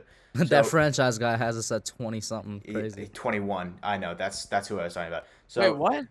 Yeah. Don't we can talk So about it later. he's a pretty big NFL Kush, YouTuber, but we he's don't also a have to get into notorious this now. Eagles fan. I'll just put that out there. Oh, Yeah, okay. Okay. So I'll do my little top 5, 10 here, whatever. So number 1, I have the Bills. Easy number 1 first pick.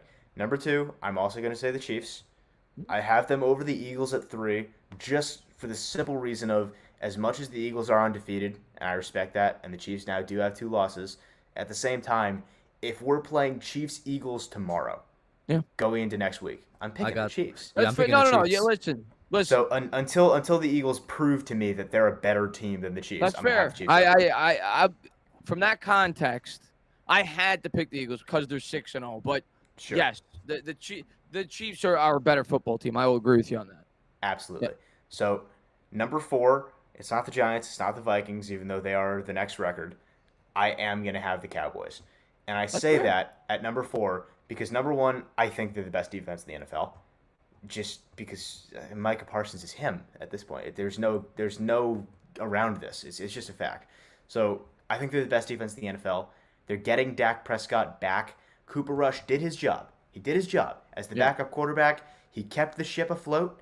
He didn't let things get out of control. They are fully in this season at 4-2, and now Dak Prescott's coming back. The offense should pick up. The receivers should be healthy. So with that said, I do think the Cowboys are deserving of the 4 seed at this point, especially considering that they didn't blow up with Cooper Rush at quarterback. This account keep coming back? I think that's fair. I don't know. I see it in chat, man. Okay, so number 5, I think this is where it starts to get a little bit tougher, but I am going to give credit to the Vikings because as much as it is fair to say 5-1 is a better record than they are, which I agree with, they are 5-1. And as opposed to the Giants, they have the talent to be 5-1. You know what I'm saying? This is a team that has been there before. This is a team that doesn't have a completely gutted, torn up roster like the Giants do. They're missing a few things from recent years, but they're not gutted like the Giants were. They have Justin Jefferson, and they have a couple of other playmakers. Can I just say this real quick about the Vikings, though, Nate? Go ahead. It's gonna be so funny to me, and just such a great day in Giants history when Nick McLeod locks up Jay Jettas and when Austin Calitro comes over the middle and causes a forced fumble. Please stop talking. I can't hear this from you right now. Please stop. I'm just putting it out there, man. It's gonna happen. Okay, so there's my top 5. Okay. Going into number 6 now is where it really starts to get murky. We have the same top 5, just in a different order. Yeah, so going into the top 6, this is where some of these things I'm going to say are going to be a little controversial. Some fans are maybe not going to like this. First off, the Giants aren't here. They're not in the next couple either. So at number 6, I have a lot. I'm going to get heat for this one. I have the Dolphins. And I know they're in a bad place. I know they're. Wait. Let me explain. My only question is when is Tua coming back? That's my only question. Absolutely. You know where I have Nate? You know where I put the Dolphins? Go ahead. Take a guess. 12, 13, 15. Keep going. Really? 20. All right. 11. I have the Jets. I had the Niners at 10. The Jets at 11. Mm-hmm. I have the Titans at 12. The Titans have played. They've won 3 in a row. Mm-hmm. You know. I have the Bucks at 13. I know they've been sloppy. I got the Packers at 14. I got the Rams at 15. I got the Colts at 16. I got the Patriots at 17. I got the Dolphins at 18. Wow. I mean, 18, that's not as far as I thought you were going when you said keep going. But, yeah, that's a lot lower than I put them. My reasoning here is the Dolphins are getting Tua back. The offense should get back on track. And the defense should still look good. So I have faith in the fact that the Dolphins are still a very talented team. And with as derailed as it was to get all the way to Skylar Thompson, I think with Tua coming back, it's an entirely different football team. So I'm going to give them the benefit of the doubt.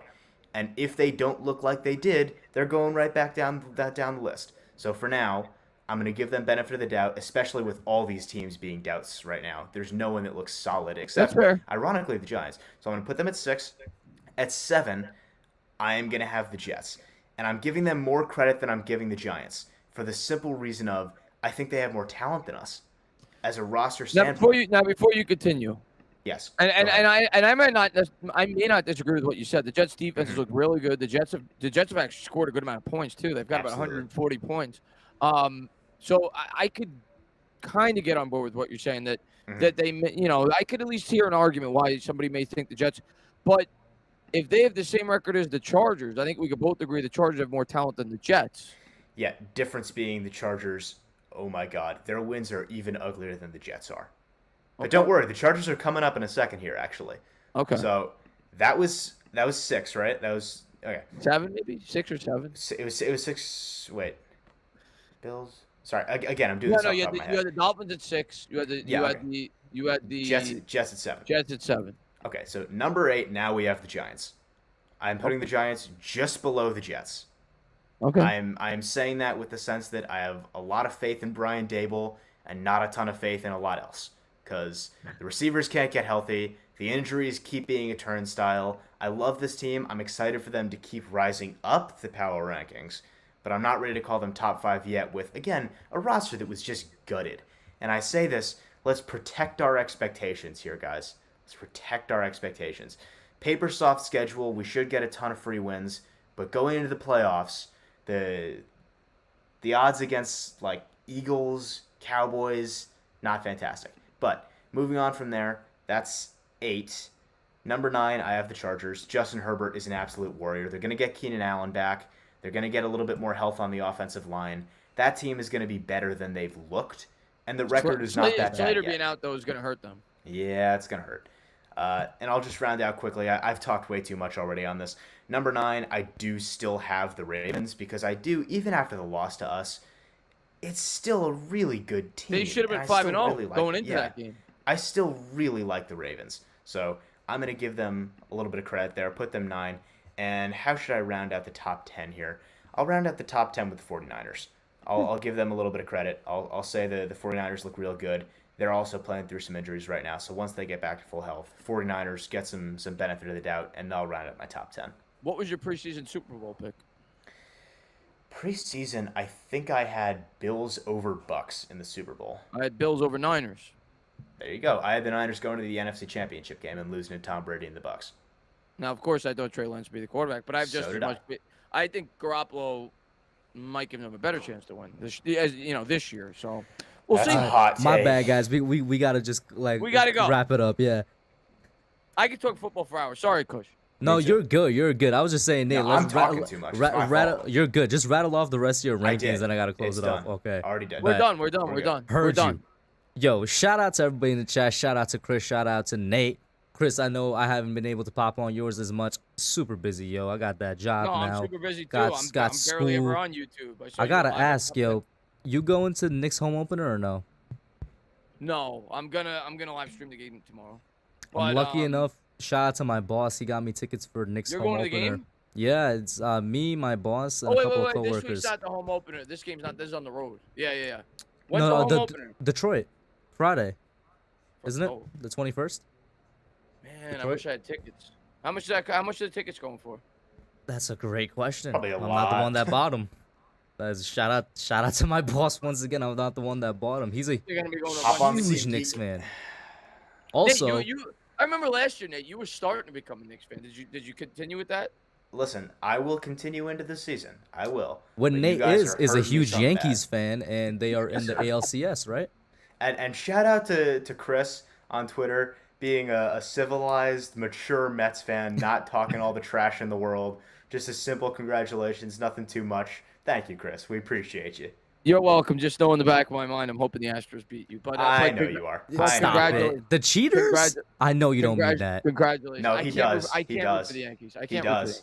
root Listen, for the Yankees. Mets Yankees is a problem. But I give you your props. Congratulations.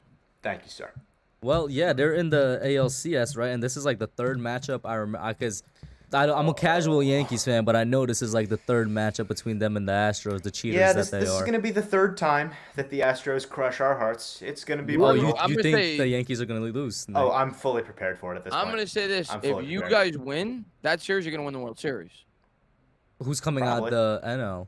The Padres or the Or the Phillies. Phillies. And you don't Neither think those either of teams them will win match the World up? Series. No. Yankees would be favored if they win. Astros Yankees is the World Series basically.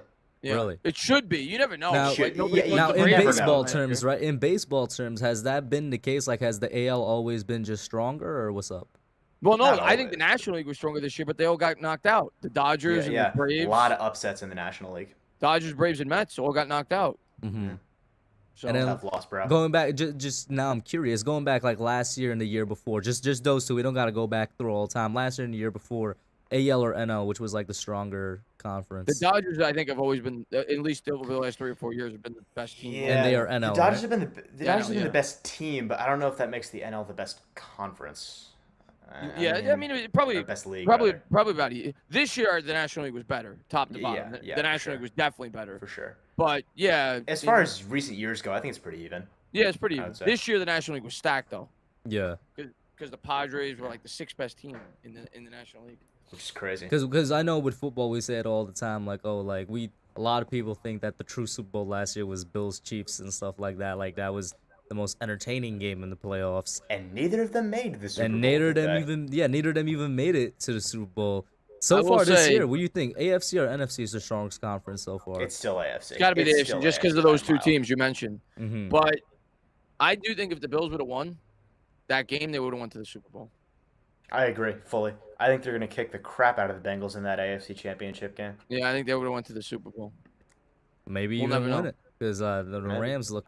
And I know Really Nate better was now. on the Josh Allen train with me long before Josh Allen took off. I remember when I was still in your Discord talking we about were like his that. only 2 supporters. Yeah, it was us against the rest of your chat, actually. But yeah, Josh Allen just blew up, and I picked him to win MVP before the year started, and the Bills to win the Super Bowl, and I'm sticking Yeah. with it. But I still think Aaron Rodgers didn't deserve any of these back-to-back MVPs. That's not here or there. Guys, we're going to close it out. Thank you so much all for tuning in. Make sure, I mean, all of you know about Chris, but if you don't, make sure you check him out. Some of you probably don't know about Nate. Check him out. He's going to have some up there, I guarantee you, around draft time for sure. That's it for now, guys, and we are out.